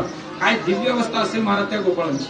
भगवंताच्या स्वतःच्या हातून महाराज त्या ठिकाणी त्या भगवंताच्या त्या मित्रांना सवंगड्यांना त्या गोपाळांना प्रसाद खायला मिळतोय म्हटल्यानंतर महाराज काय दिव्य अवस्था, काय पुण्य असेल, काय भाग्यवान असतील ते गोपाळ महाराज. असो मग आपल्याला सुद्धा कधीतरी वाटलं पाहिजे ना, जसे ते गोपाळ भाग्यवान होते तसं आपण सुद्धा भाग्यवान झालं पाहिजे. आपल्याला वाटलं पाहिजे भगवंतानं कधीतरी यावं, आपल्या हातचं पाणी प्यावं, आपल्या हात मुखामध्ये घास घालावा. आहे ना, नामदेवरायांचं उदाहरण आहे ना महाराज. नामदेवरायांच्या हातून तर भगवंत दूध पिऊ शकतो, आपल्या हातून का प्रसाद ग्रहण करणार आहे, पण आपल्या अंतकरणाची तशी दिव्य अवस्था झाली पाहिजे महाराज. आणि म्हणून ते गोपाळ भाग्यवान होते तसं आपणही भाग्यवान होण्याचा प्रयत्न करा. आणि तो भाग्यवान होण्यासाठी आपल्याला भगवंताच्या नामस्मरणाशिवाय पर्याय नाही, त्याचं गुणानुवर्णन केल्याशिवाय पर्याय नाही, त्याच्या चरणाजवळ राहिल्याशिवाय पर्याय नाही. आणि मग भगवंतानं तो यमुनेच्या मृदू वाळवंटावरती जो काला केला, तोच काला वारकरी संप्रदायानं तुम्हाला आम्हाला सुद्धा सुलभ केलाय की या सप्ताहाच्या कालावधीमध्ये शेवटच्या दिवशी काल्याचं कीर्तन केलं जातं महाराज. आणि त्या काल्याच्या प्रसादाच्या रूपानं या ठिकाणी दही भाताचा काला. आता मला वाटतं गेल्या वर्षी मी 3 प्रकारचे काले सांगितले होते, म्हणून आज वेगळा विषय. बरोबर आहे, 3 प्रकारचे काले 3 प्रकारच्या शरीरासाठी, स्थूल देह, सूक्ष्म देह आणि कारण देह, या 3 प्रकारच्या शरीरासाठी 3 प्रकारचा काला असतोय. पण आज काही मी ते चिंतन मांडत बसलो नाही, म्हणून आपल्याला या ठिकाणी दही भाताचा काला या धर्म मंडपामध्ये आपल्याला भेटत असतोय. एकदा मोठ्यानं त्या भगवंताचा जयघोष करा. कुंडली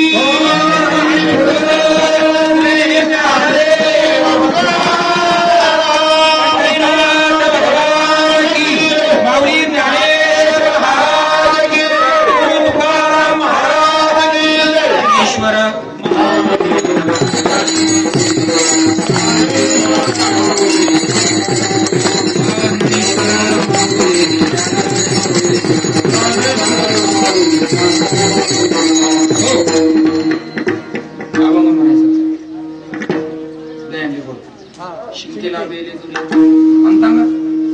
म्हणता का शिंकेला बेले